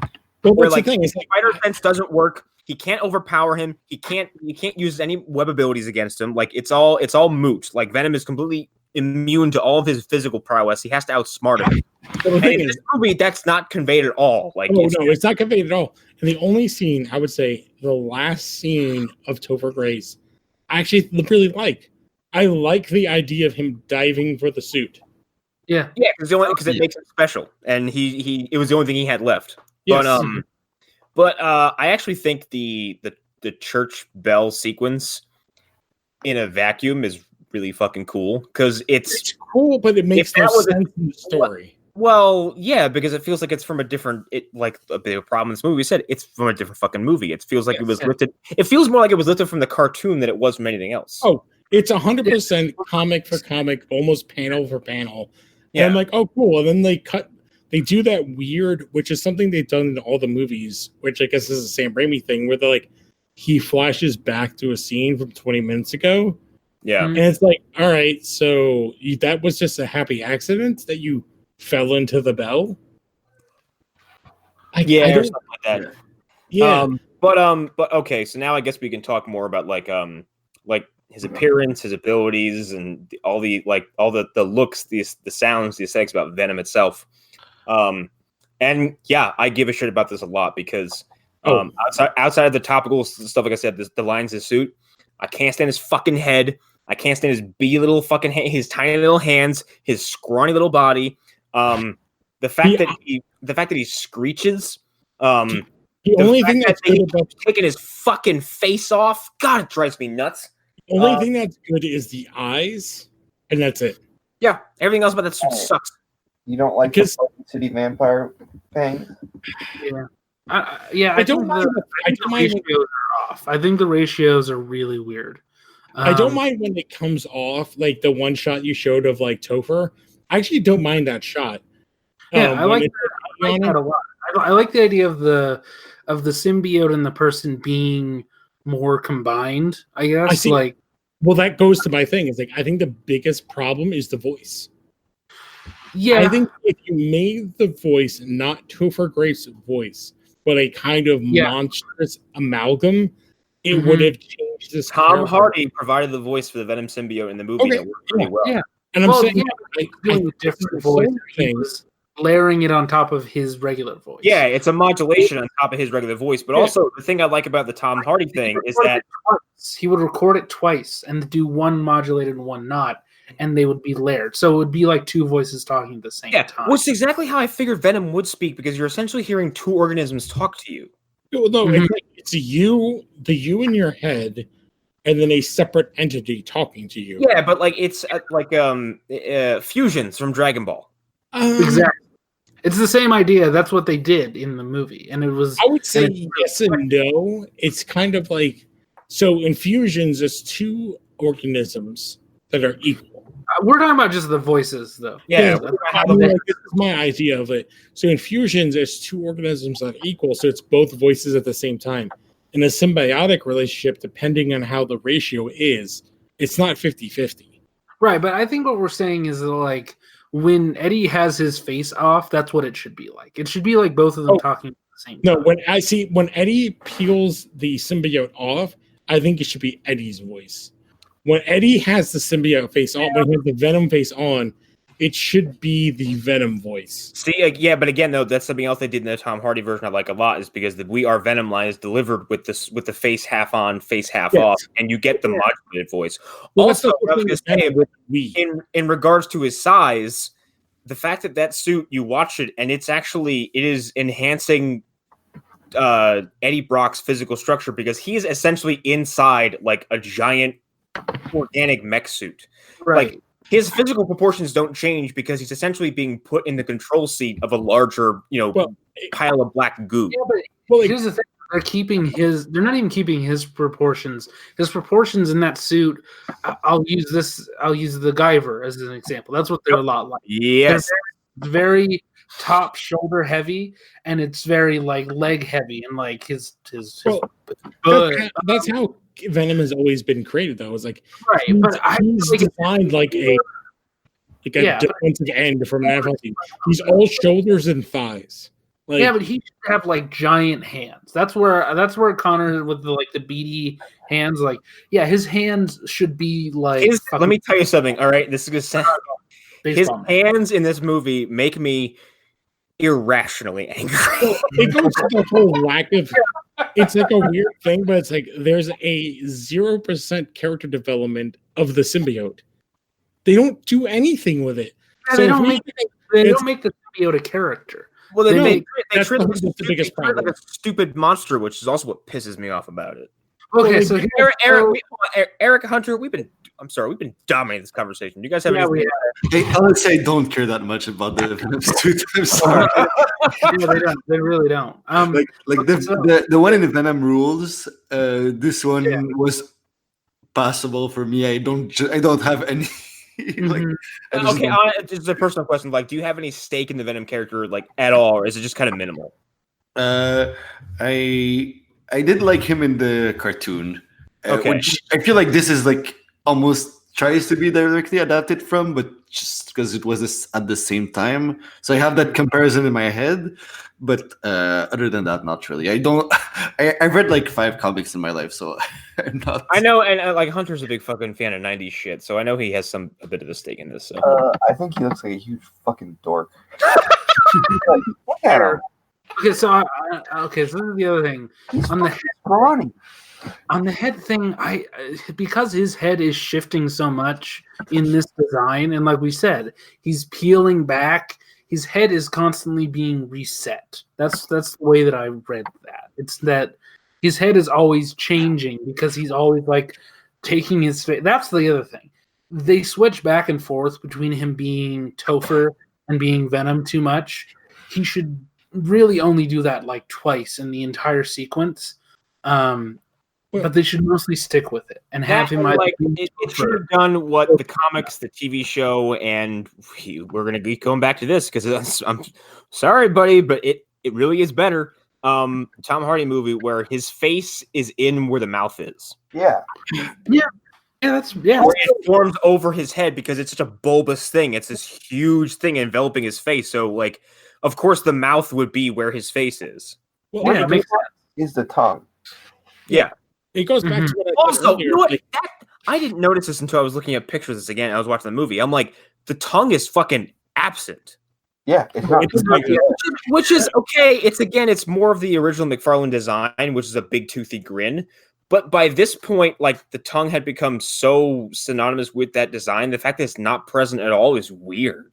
Yeah, it's fascinating because it's all over the toy for this movie. If you look up the Venom action figure from this movie, yeah, totally. He's got a giant tongue, and it's not in the movie at all. It goes back to what we were talking about of like how to fix this. This is like there is no characterization for the symbiote, which they show in this movie as an alien, like Venom, and there's no character development between Venom Eddie and the suit. Like we go from Eddie getting the suit where he's like Parker. And it's falling on him. He's like, and then he becomes Venom. And then all of a sudden, next time we see him, he's like with Sandman. I just want to point out that the action figure looks way better. He does. The action figure design is kind of fucking great. Well, Venom is like a perfect action figure character, but like, right? Wait, I had this fucking toy. Oh yeah. The thing is, my brother had this. We had 2 Spider-Man 3. I had this fucking toy. He looks like in the movie. But anyway, fuck, I totally lost what I was gonna say. Well, no, like he does just team up with Sandman like for no fucking reason. He's like, hi, we both don't like Peter Parker, but I have no the thing is, he doesn't say Peter Parker. He's a Spider-Man, but it's also like that is the first time we see Eddie as Venom in this movie. It's like, hello, yeah, we can hear you. It's just you were sort of So a little. Just to reiterate what you were saying, Connor, is like, so in that scene, it's like, so Sandman, for reasons we don't get explained, is going after Spider-Man. Because he's angry. He's angry that he was angry. And then Venom, who's never named, as Eddie Brock, after first getting the suit, poses as Spider-Man he's searching for Sandman I think he says he was looking for him. I don't know. He's looking for Sandman. But here's the problem: is like there's a bunch of powers that Venom has that counteract Spider-Man that happen in this movie that never get explained, like the anti-spider sense and the webbing and all that. because we cut from here to the which we can talk about forever. The newscast that didn't happen in the other two movies. Newscast, which is the dumbest shit of all time. I don't understand the purpose of it because it comes out of nowhere, and like you said, it's not something. You mean the fucking pro wrestling event in the movie? It's so dumb. It's really. You mean the pro wrestling event to the end of the movie, which has a crowd, a commentary team, and a camera team? Yeah, it's really. Yeah, it's not. Yeah, what basically. Why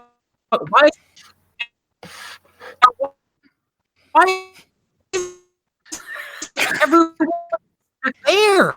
What? Is anyone? Am I coming through? I cannot hear you. No, I gotta leave the call. Yeah, I would say Connor, dip out and dip back in. Okay. What Connor was saying is like, it's kind of like that. The newscasters take on the role of like the announcers of a WWE event because like the main newscaster is just like, oh my god, like Venom is, he's like JR, he's like, oh my god, there's 2 goddamn supervillains in the city. What is Spider-Man gonna do? Oh my god. This is looking very dire out here. The fucking it's like it's Spider-Man against Sandman and some like Spider-Man like black Spider-Man. I'm not gonna be racist, but he's kind of a black Spider-Man. Like I don't know what's going on. Also, just then we get the best scene of the movie, and it's J. Jonah Jameson asking the little girl. He's like, "Do you want a job? Why would I want a job? I'm a kid. So how much is the camera?" Parker. Like, what do you got for the kid? It's like, I'll give you $100. Okay, I'm back. Do I sound better now? Yes, you sound. But we don't. All right, do I sound better?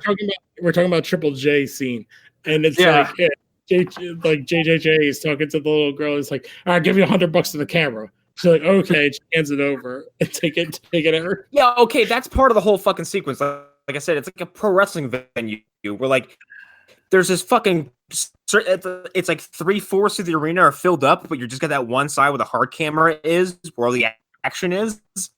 And then you have a commentary team with the newscaster team, and then you have the action. I'm like, this is a pro wrestling event. Yeah, it feels like a sports event or a pro wrestling event. I don't get it. Like, it takes us out of the movie, the cutscenes, because it happens like 7 times. Like, it's like, all right, I get one time. I get that it's like New York, there's news coverage. It happens like every 45 seconds. It feels like the purpose of it was to have that scene where they're showing the web and it's like, come fight us, Spider-Man, or if you want that's terrible. That was really dumb. I get the idea, and sure, that's something that we would see in other superhero movies. Well, it goes to the whole issue of we haven't spent any time with Eddie and the symbiote.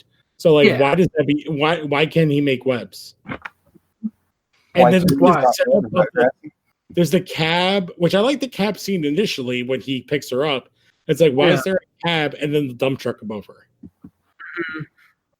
I don't know. I feel like it's just there to set up a sequence and make it interesting. Hunter. You were. I said, "Are you asking if how does he shot web?" Yes. How does he shot web? It's less gross than Peter. I'll say that. I mean, the suit replicated Peter's whatever those are. But the thing is, like, it doesn't explain any of that. And it's like, yeah. I mean, this whole web is so bad. Here's the thing. It's a movie where there's a version of this movie where it's just Harry and Sandman as the villains, and it's a much better movie. Hello. Sorry. I had to leave the call and then come back again. I'm not sure what's happening. Somebody respond to me real quick. Yes. Your internet. Okay. Yeah. It wasn't my internet. It was just Google Hangouts. Everything else was fine. But like, I would say something and then I would get like 5 to 6 seconds of just silence from the other end. So it just was taking forever to get my audio through. To go back to what we were saying, I completely agree, Arlen. Like, it's exactly what I was saying before. It's like, if you subtract everything that's Venom, specifically the character Venom, not Eddie Brock, not the suit from this movie, and kind of just expand everything else out, this movie is not bad. Yeah. It is Dare I good. say you would get a Spider-Man 4 out of it? Yes. I think the biggest problem is that they forced the Venom story into this movie because, all right, he's the third villain in this movie. We get a very quick redemption of Harry. And then Sandman gets no ending. And then if we get to the end of Venom, he just evaporates. If this was the end of Venom for this series, what a lousy fucking ending that was. Because it's ambiguous even still because he jumps to an explosion. There's no body. There's no confirmation he dies. There's a flash of light and they're both gone. Well, that's the thing. It's like they're so gone that they're so dead, I think. Yeah, like Sam Rami was so done with it. He's like, now they're both vapor. Fuck you. Yeah. Because the best thing is like I said before, is like I like Eddie diving back in. I think that's like a great character point for him. Yeah, and then he's trying to save him from himself, but he's like, no, fuck off. Like this is what I wanted. Yeah, he's just like, no, you ruined everything. I now have the power. Yeah. But I think we can actually start because we kind of roll through the quickly touch on the aesthetics and all that stuff, like the I mean, we've kind of done most of it. But is there any? I would say tone, but everything else, I suppose we can go through quick. But like, then we can get to like, what did Kevin Feige learn? Which I'm gonna. Yeah. Well, did we kind of already answer? Has anybody know? Eric Hunter. We can hear you. At least I can hear you, but you're breaking up. Nothing. You're breaking up very hard. So it's very hard. I'll say keeping track of everything is. Yeah. I'll say Connor, if you didn't hear, I am. He said like the connection again. I might have to leave the call. Yeah, You're very like 2 weeks. 2 weeks. Like you're very Total Recall in this episode. I would say like I think character design overall, there's no one that's bad. Actually, like there's issues with Venom, and we've talked about them. But I like New Goblin. I think Sandman is next to perfect. Yeah, I think he's. I couldn't improve on Sandman. I want to try to include Hunter and Eric. Like, do you guys have any opinions on character designs that we haven't talked about? Or one thing I want to mention is that I can still remember from when the trailer came out, but Black Suit Spider-Man looks awesome in this movie. That's like the part I remembered from it, and I still think that. I really agree. I think that the way they go about the black suit works so well in this movie, except for like what actually Peter does. But I think the design aspect of it is perfect. The initial scene with which we barely talked about, the bad voiceover and ADR is like when he's like the cutscene of him, because this movie is very video gamey. When he's staring at himself in the windows, like, what happened? I don't know what's going on. Oh, this is a new look. That is so comic book drawn. It's perfect. And even the poster with the 2 Spider-Man on it. Oh, it's amazing. Super cool. And just was the reason I was excited for this movie. Oh, yes, I completely agree with you. Like, I was hyped for this movie. And I think the world was, because if like we've covered the X-Men movies and we have the Spider-Man, this is 2007. Like this is like what I'm trying to think what else was going on at the time. It's just like this and the X-Men. What other comic movies are kind of in there? Begins just came out.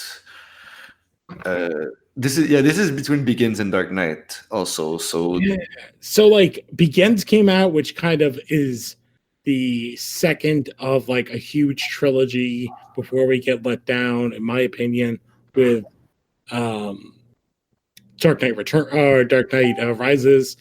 And it's just like I kind of really like because of all the things happening at this time, X-Men, Batman, this is the most comic booky of all of series. Well, so so this movie sort of brings us back to something that I think we brought up before when we did Ghost Rider, which is this comes out 2007, and this is what I call the end of the 2000 sort of first age of these new movies that we are in now. Before sort of the MCU. This is the end of the Blade Ghost Rider. Yes, and it ends with Ghost Rider, this, and Rise of the Silver Surfer. 3 movies which, if you take them all together, are the worst 3 movies possibly ever, based off Marvel characters released within like 3 months of each other. So yeah, it's bad. It's a bad time, really. If you're just looking at 2007 as an isolated thing, there are other good movies. I think Pathfinder comes out this year also, but not many people know. Comic, kind of. Yeah. So it's weird. It's like the sort of ending of this first sort of revival period and the first sort of era where Marvel was really killing it. And I wouldn't even say revival. It's kind of like the breakout. Well, the revival of just comic book movies in general. Like before this, it's just Batman. It's really just Batman. I would say there's like 5 comic book eras. There's the Superman era. Like I would say everything. I would say everything pre Batman 66 is its own era. Yeah. Then you have the Christopher Reeves era. Yes. Then you have the Batman movies era. Yeah, post 89 Batman, which is its own thing. So that's the third one. And then there's post Blade. Well then there's the whole Blade, X-Men, and Spider-Man kind of weird in between era. And then there's the MCU. Post Iron Man, yeah. Yes. Post Iron Man, post Dark Knight.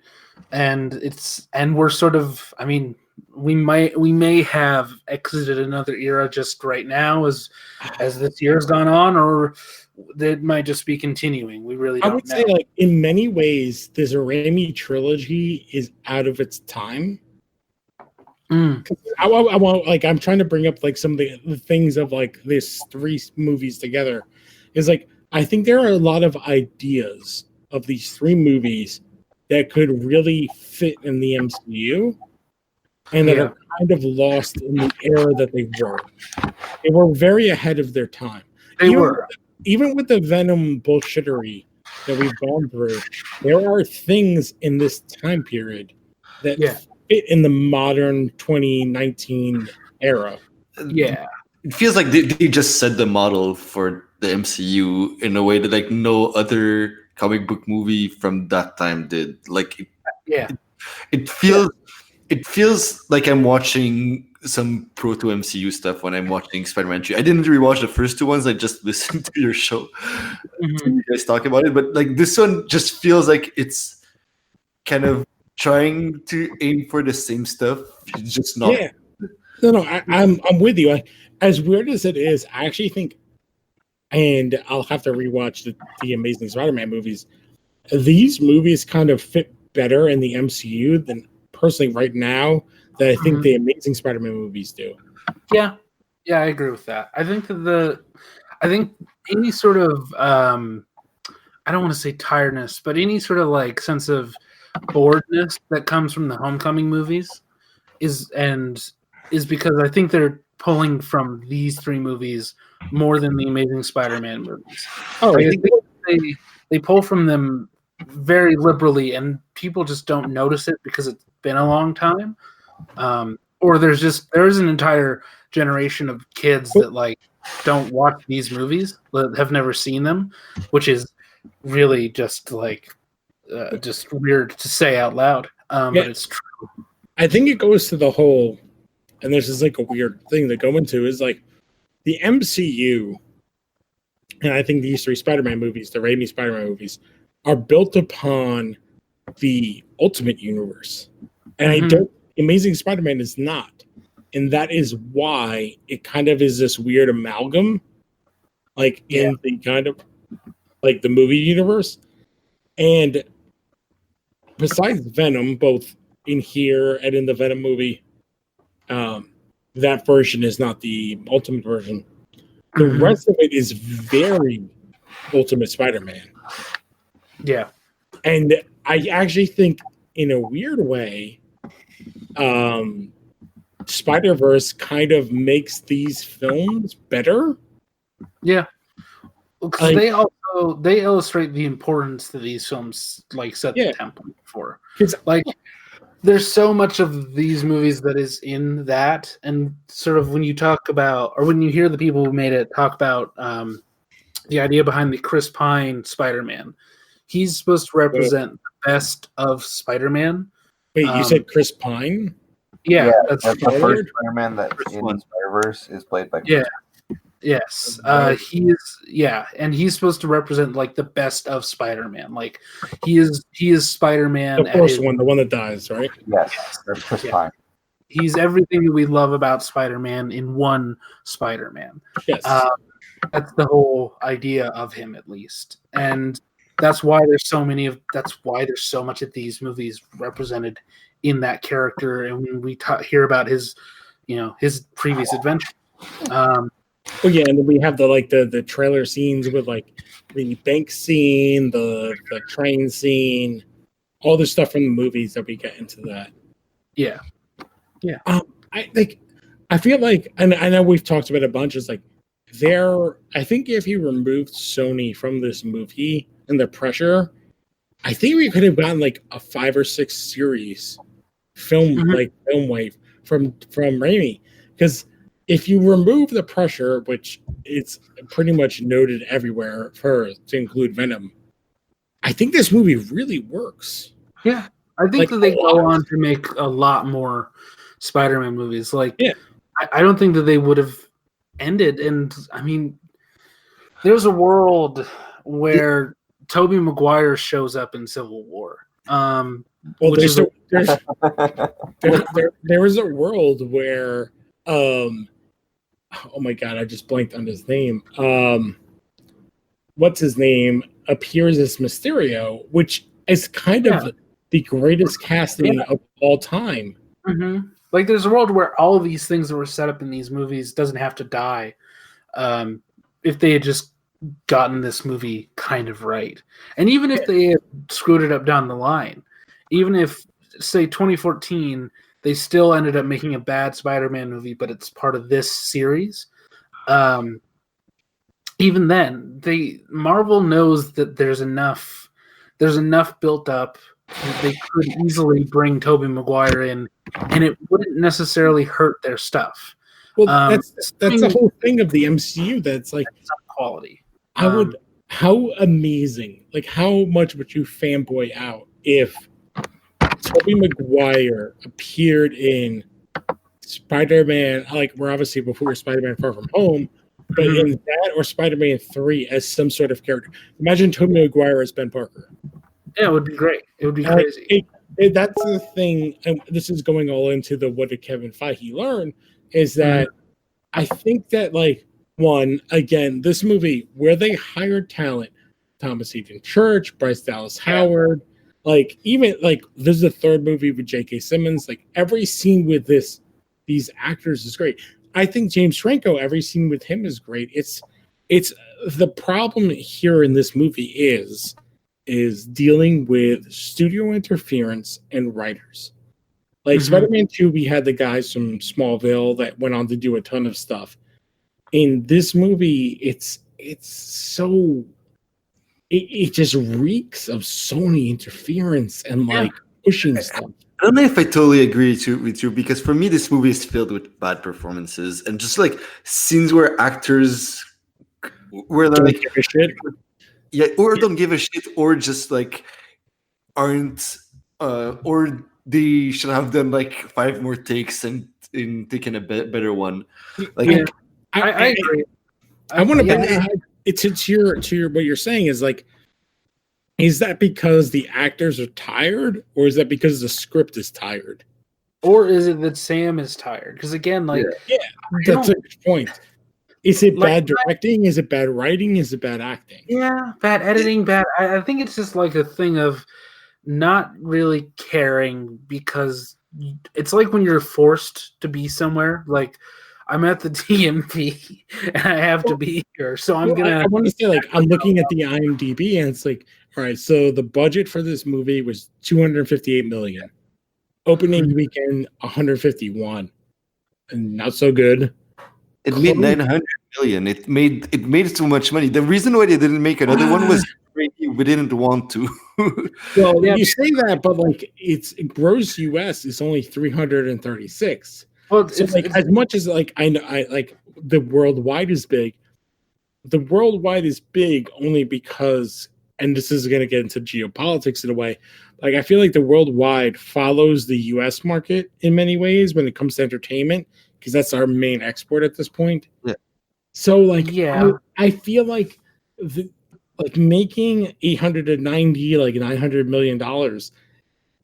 How much did they actually pay? Like that's excluding when we talk about the budget, the marketing and everything. Because this, I feel like in 2005, this is 2007. That is when marketing kind of explodes in the global network. Yeah. That's still at the time like one of the biggest movies of all time. Oh, of all time, y'all. Oh, completely. Yes. Yeah. I think. So I mean, for the time, and if you take into account inflation and all that, it's like a huge success. Enough that, like, from what I'm reading right now, it's just like Sam Rami didn't like any of the scripts, didn't like his experience with the third one, chose to get out, and they made the Amazing Spider-Man instead. That made much less money. Yeah. Well, that's the whole thing. Is like each Spider-Man made less than the one before it. Yeah. Like they didn't 1 to 2 to 2 to 3 to 3 to Amazing to Amazing 2 until the Homecoming. This is the other thing. A lot of the budget for Amazing is deferred budget from Spider-Man 4 that never got made. Yes. A lot of it because they just reused the same scripts. There was a script. Yeah, exactly. And it became the script for Amazing. And a lot of that stuff got even reused again for Amazing Spider-Man 2. Which I think goes to the whole of like, all right, so if we talk about the 3 Spider-Man actors in like live action, Tobey Maguire is the oldest. So we start at Tobey Maguire starts at like 25-ish. No, he was Spider-Man. like 20. He was only a couple years older than Holland is now. But Holland started when he was like 15. And Holland looks if Toby had been cast in 1997 and they had put the movie out in 99, people wouldn't talk about how old he looks as much. I feel like the difference is also like the body build. Like Holland is much more what I envision as a Spider-Man. Like he is smaller, he's lengthy because he's English. I think it's like getting more muscular as the movies go on, and he's getting more mature. Yeah. And I think and Garfield is better in build than Maguire, but I think he also looks as old, especially by the time we get to 2. But like even in 1, he's as old as Toby is in 2, and it's like a big issue of the character. I feel like we've kind of lost the track. Because where are we? I don't know. I feel like it's mostly the 3 of us talking. And I feel like because we're on the last Spider-Man movie of this Raimi trilogy, it's like, and we're going on to the second film, but the third, or I'm trying to think, the 5th entrance of Holland as Spider-Man, because we had Civil War, Homecoming, Infinity War, Endgame, and now Far From Home. So it's 5. So I think comparing the 3 actors, from the moment I first saw the initial thing of Holland, I fell in love with him. Because in my mind, I don't know if it's to you guys, I'm a little bit older, I'm 32. My favorite Spider-Man is a younger Spider-Man. I think Spider-Man best works when he is on the verge of teenage years, high school years. And I feel like the Toby stuff is hilariously not that, but it's in a very satirical, tongue-in-cheek way, which I like. The Garfield stuff it's like half-assing that tongue-in-cheek stuff, which was very weird. I never fell in love with Garfield. My problem with Garfield is that those movies just are really, really bad. And just like, and I think the best part of those movies is like his chemistry with Emma Stone. Yeah. I think they're great when he's not Spider-Man, when he's Peter. I think like Garfield is a really great actor. I've seen him in like amazing stuff, and he has nothing to work with in those movies. But Tom Holland is perfect, and not like for me it was easy. Like for Garfield, when Garfield became Spider-Man, it was easy for me to erase Tobey Maguire, I guess. And when Tom Holland, it was easy to erase Andrew Garfield. So I feel like Tom Holland is just a good place to be. And the right age and the right quality of movies to just make him stay for a long time. Yeah, because it's like I like what they did in the Spider-Man movies to kind of blend him in, and it works a lot. I even think the Amazing Spider-Man could have done that. Like, and there's all the bullshittery of the outside world that we can talk about. We don't have to, of like what happened with Sony, but like I feel like the transition from Garfield specifically to Holland is very much leads into the what did Whedon learn? Because I think Holland is a lot closer to the comic book version than what we have seen, and that's why it works so well. Like the introduction scene of, and I'm lost right now, but like when Spider-Man catches the shield in Civil War, is like, and they have the conversation of like, hey, where are you from, kid? It's like, oh, Queens. It's like, oh, Brooklyn. It's like, that is such a perfect scene. I don't think Toby or Garfield could have done that. Yeah, well, even before that though, just the fact that he actually has a Queen's accent. Oh, like, so good. That and I'm not from that part of the world. I'm from the exact opposite side of the country. But that stood out to me. Like, oh, that adds something to it. That adds this sort of level of place and time and setting to it. Just in the way that he speaks and the way that he holds himself. And that immediately had me into it. And then just there's this thing about Spider-Man where he's a character who is very he's very thoughtful for someone who is so young. That's sort of one of the things that I 1,000% agree with you on that. He's old beyond his years in kind of a way. And the fact that he's basically doing the Uncle Ben speech to Tony, and everything that he's saying can be interpreted multiple ways. But in that moment, Tony is sort of taking it in as you're doing the right thing. You see yourself as doing what is right. And if you can't do it, then why do you have the ability to do it? If you can't do the right thing, why do you have the capability to do the right thing? Why do you have that? And on the flip side, it works perfectly in Homecoming when Tony goes, if you're nothing without this suit, then you're nothing. Well, and it plays all the way throughout their entire arc up until the very end. Until the end game.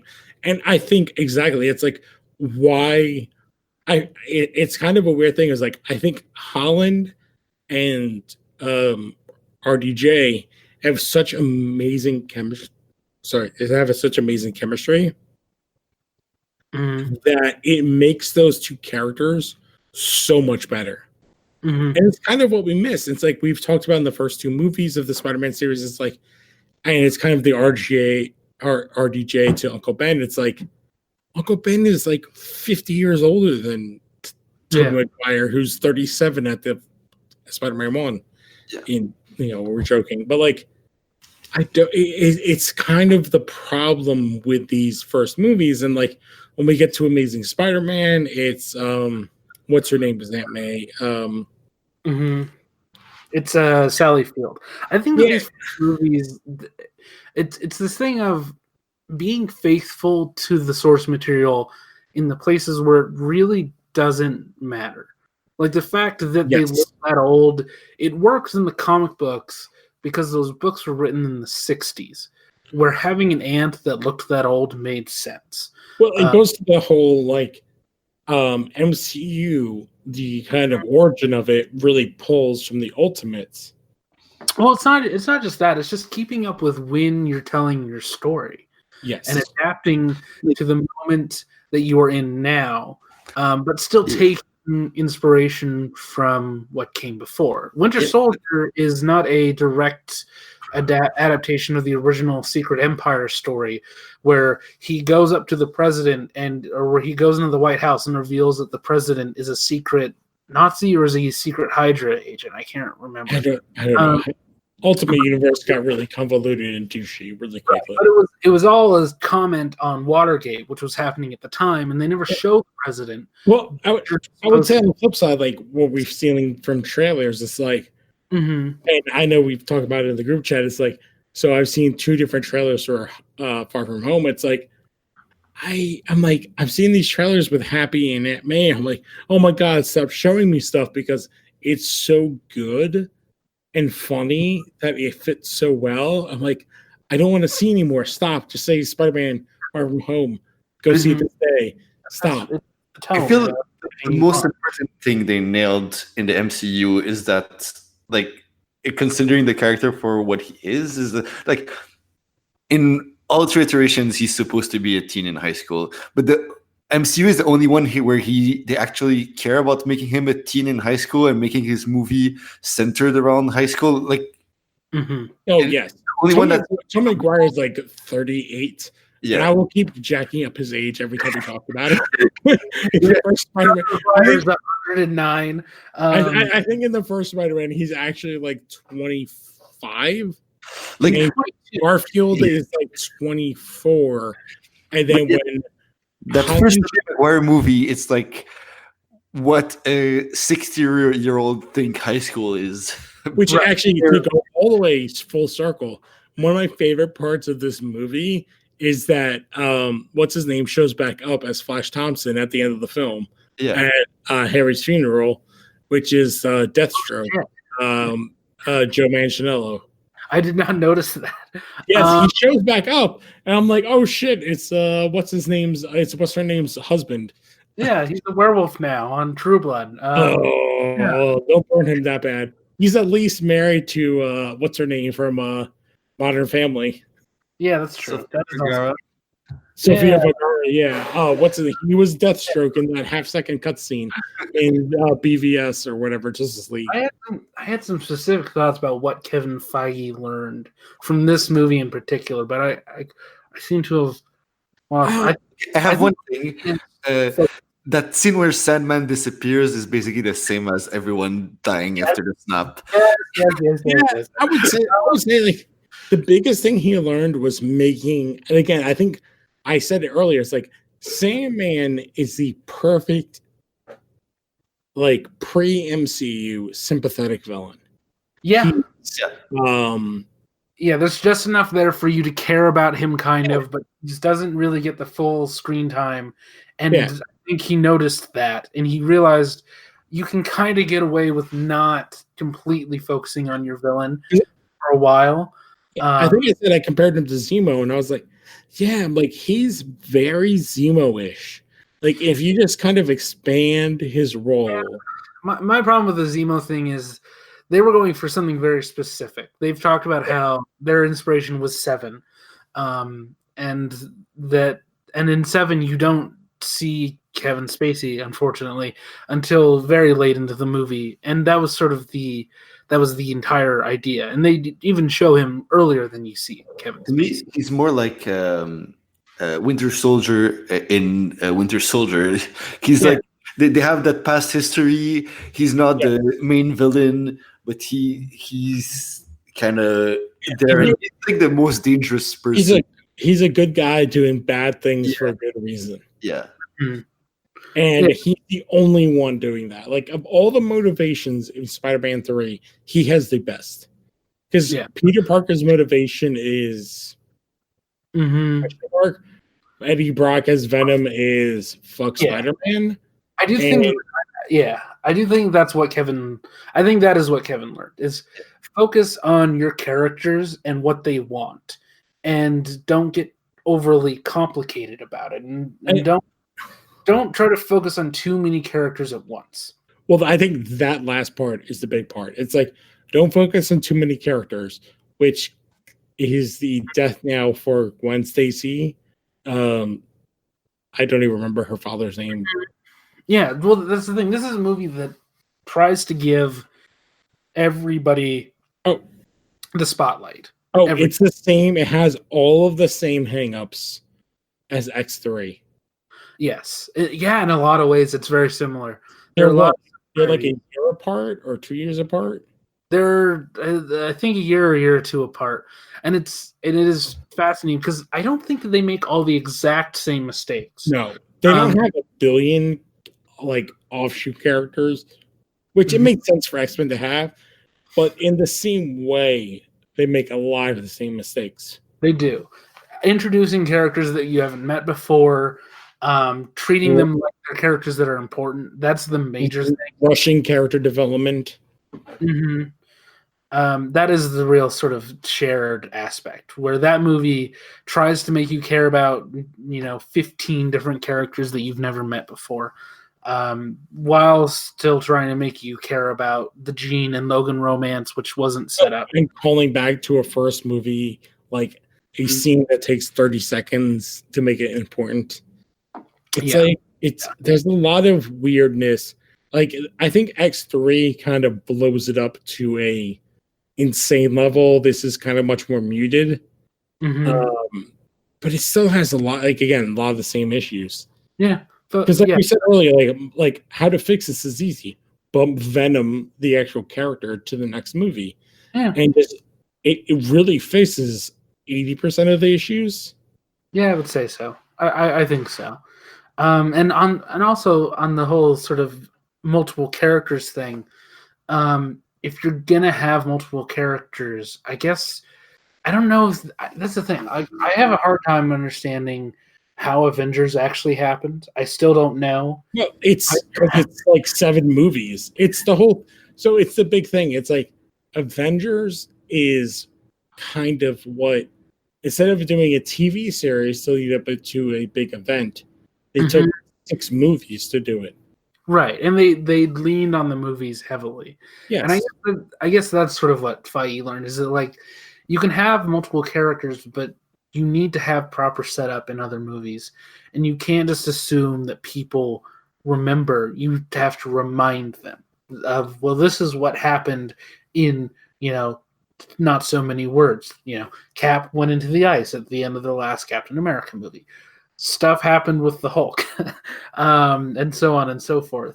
And you need to remind people who these characters are, but you can't spend all your time doing that. And you need to focus primarily on character and what these characters want and who they are.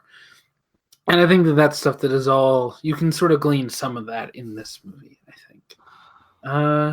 Yeah. I'm trying to remember who did the story by credit in this film. I don't know. I don't have it in front of me. I'm trying to look on the IMDb and I would see, because obviously the big comparison I would say is like, because the guys who did Spider-Man 2 or the dudes from Smallville, and as weird as it was, me and Alan recorded today the episodes that were the what's her name that was in this season of Flash. Oh yeah. Cicada 2, and it's like, if you, and I'm going to say, listen to the episodes. If you look at those 2 episodes, they are basically Gwen Stacy for Superman.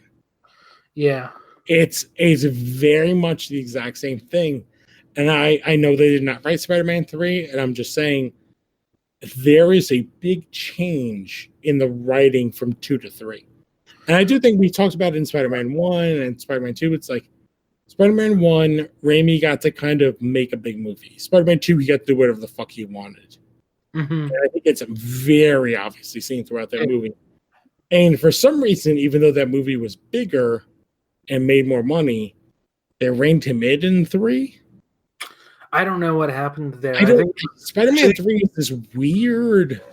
I'm looking at the box office, and 1 made more than 2, and 3 made more than the most, but the budgets increased. So, well, yeah, that's the whole thing with all the Spider-Man movies. every Spider-Man movie cost more and made less than the Spider-Man before it. So- Until Homecoming. Yeah, so I guess the second one not being as big a success is what made them want to put Venom, because he was assured success in Sony's head. Sony's Yeah, I could see that. And also, so early versions of this movie had the Falcon in it, and Oh, like the Captain America Falcon? or not the Falcon, Weird. the Vulture. Vulture. Oh, because this is when they were supposed to be teasing John Malkovich as the Vulture. Yeah, John Malkovich. Because we talked about the last movie, there was going to be a tease for Hugh Jackman's Wolverine, but they couldn't get the suit. Yeah. Well, so Malkovich was in the first Spider-Man movie almost. He was almost in Spider-Man 2 as the Vulture, and he was almost in this movie as the Vulture. Vulture has a history of almost being in these movies. Well, that's why it's hilarious what happened with Homecoming. Like how they did everything where Michael Keaton played Batman, who then played a character pretending to be Batman who was a bird, and then became a Birdman, and then became a villain who was a bird.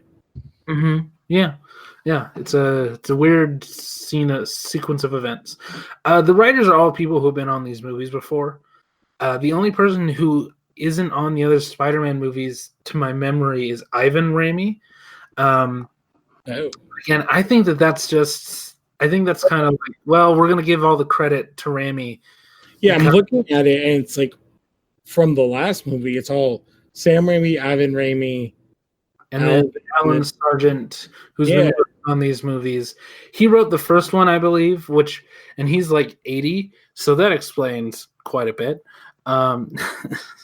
So yeah. Okay, let's see.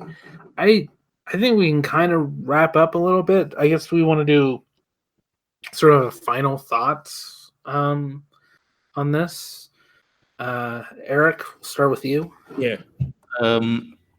I hated this movie. It sucks. I wish I had seen the other two to have I probably would have been maybe more ready to watch it. But yeah, I'm glad we have the MCU and we're not watching more Spider-Man 3 like movies and more Sony garbage. Yeah, that's. I'm also glad we have Venom, because Venom is a good time. Yeah, it's a fun time. Do you have? I don't. So I watched the first two. I watched Venom right before I watched this. I don't. So as growing up, when this came out, I was 2 years out of high school. I hate this movie less. I think it's 2/3 of a good movie. Like, again, what we talked about, like with the Venom stuff. I think in hindsight, there's a lot of weirdness in this kind of creation of this movie. And I just would have loved to have seen what Sam Raimi could have done post Spider-Man 2. So after watching Spider-Man 2, I was like, I love all of the things he did with Doc Ock. I think it's actually kind of the stuff that the modern Doc Ock is kind of Sam Raimi's Doc Ock. Yeah, I think that it's undeniable that he set the template for Doc Ock in popular, especially with the video game version. I was like, I think he is, and I would have loved to seen what he would have done with these characters if given carte blanche. And this movie screams of studio interference. I think we get a vision of it primarily with Sandman. But yes, I agree. If every character in this movie had been given the same appreciation that Sandman gets in this movie, it's a much different film. Yeah, who's the best character in this movie? He's the most comic accurate, which again goes to what he learns. And it's like everything he does is like so heartfelt, and he's the villain with the heart. And it works great. Yeah. So I guess I'll do my final thoughts. So I still don't like this movie. I don't think it's a good movie. I think it has a lot of problems. But I'm not gonna go and say what I did with something like The Last Stand, where I sort of came down to the point where I was like, it's a film. It's not as bad as I remember it being. But in the same way, I don't feel the sort of like hatred that I developed for this movie. No, there's much more love for the game, I feel like, in this movie. Mm-hmm. And I feel like it really has to do with Rami. Mm-hmm. I came to sort of appreciate what I like about this movie, but also understand that there are parts in this that are just not handled well. They're just they're just not. When I started watching it the other night, I honestly really hoped that I was like that it's one of those movies that just gets a bad rap and that like was more enjoyable than I remember, but I just couldn't.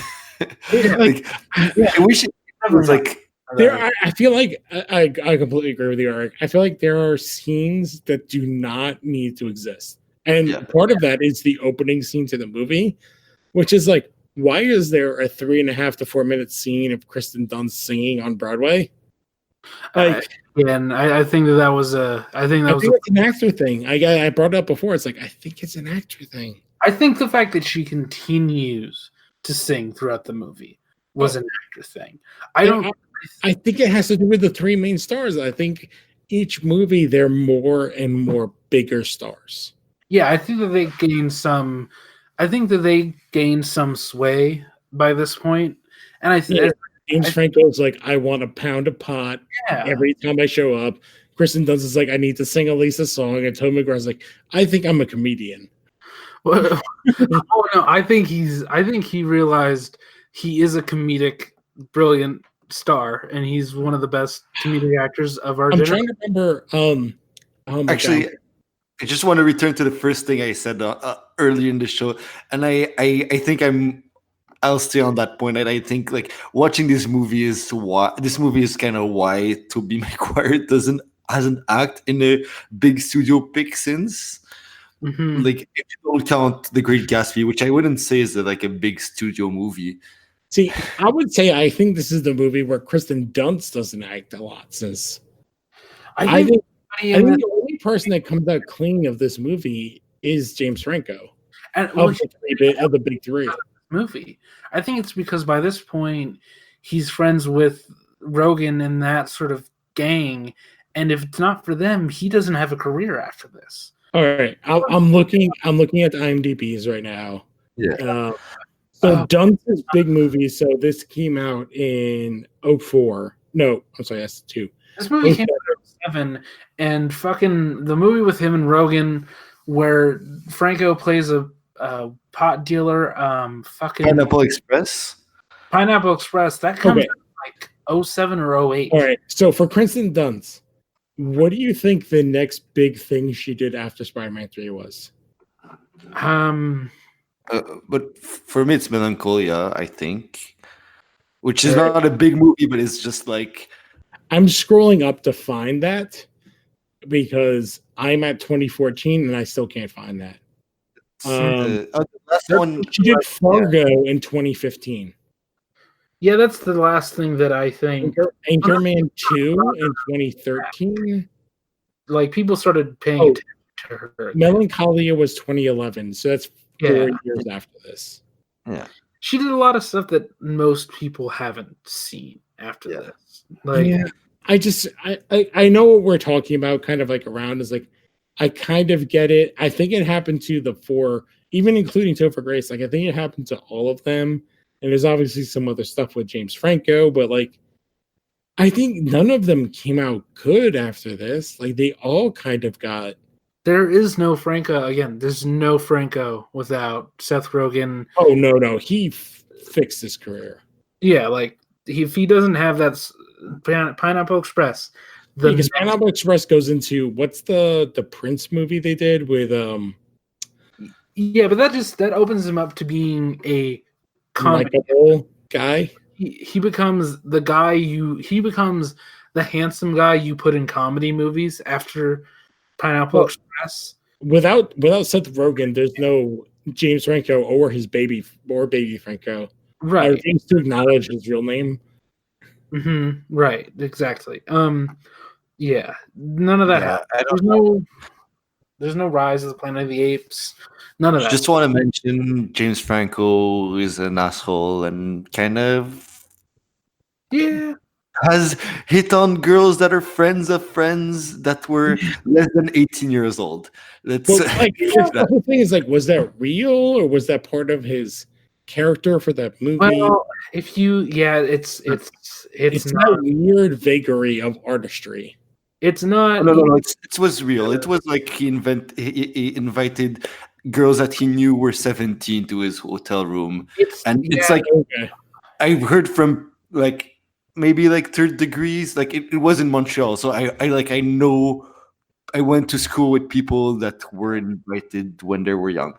So yeah. Okay. Yep. Yeah.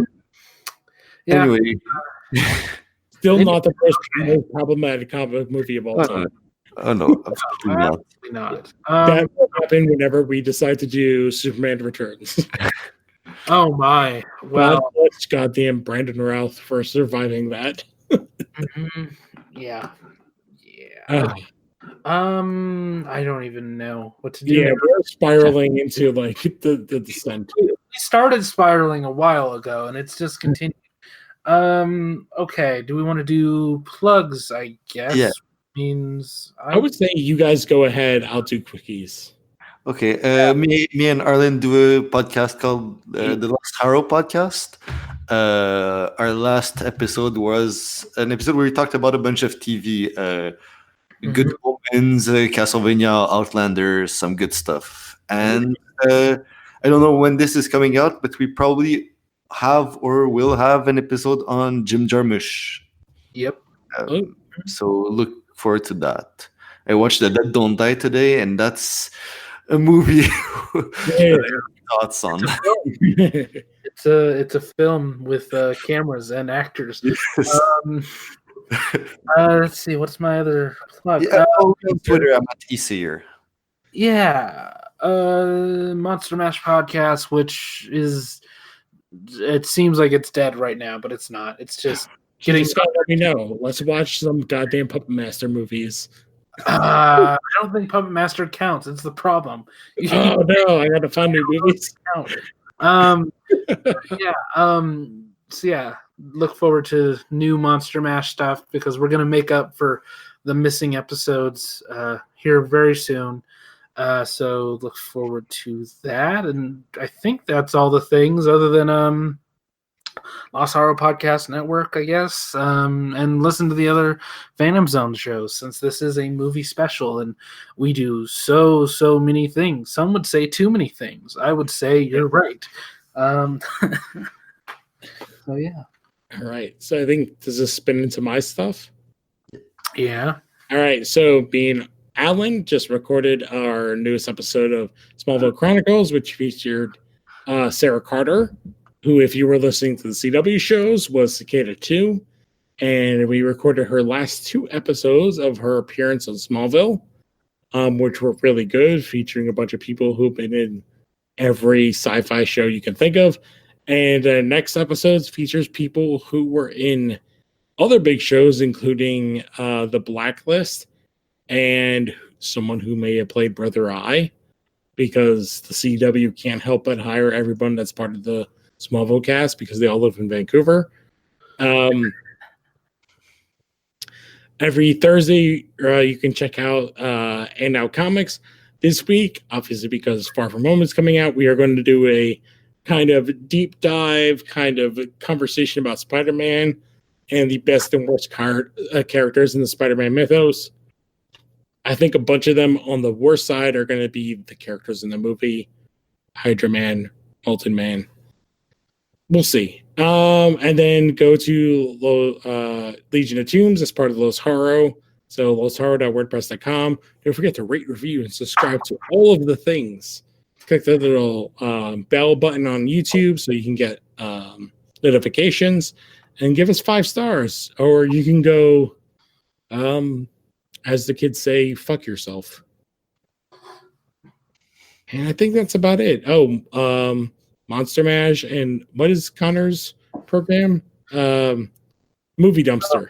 Movie Dumpster? Yeah. That's Yeah. something you can go listen to. They just watched Child's Play 3. Mm-hmm. A film that is not good. Go watch the new Child's Play though, because it's actually pretty fun. So yeah, go do that. Hunter's on Lost Haro Games sometimes, and yeah. Yeah, think go to that's- lostharo.wordpress and go to all the podcasts. Mm-hmm. Now we have to leave because we're slowly dying. I am way too drunk. All right. Bye. Fuck Max Landis.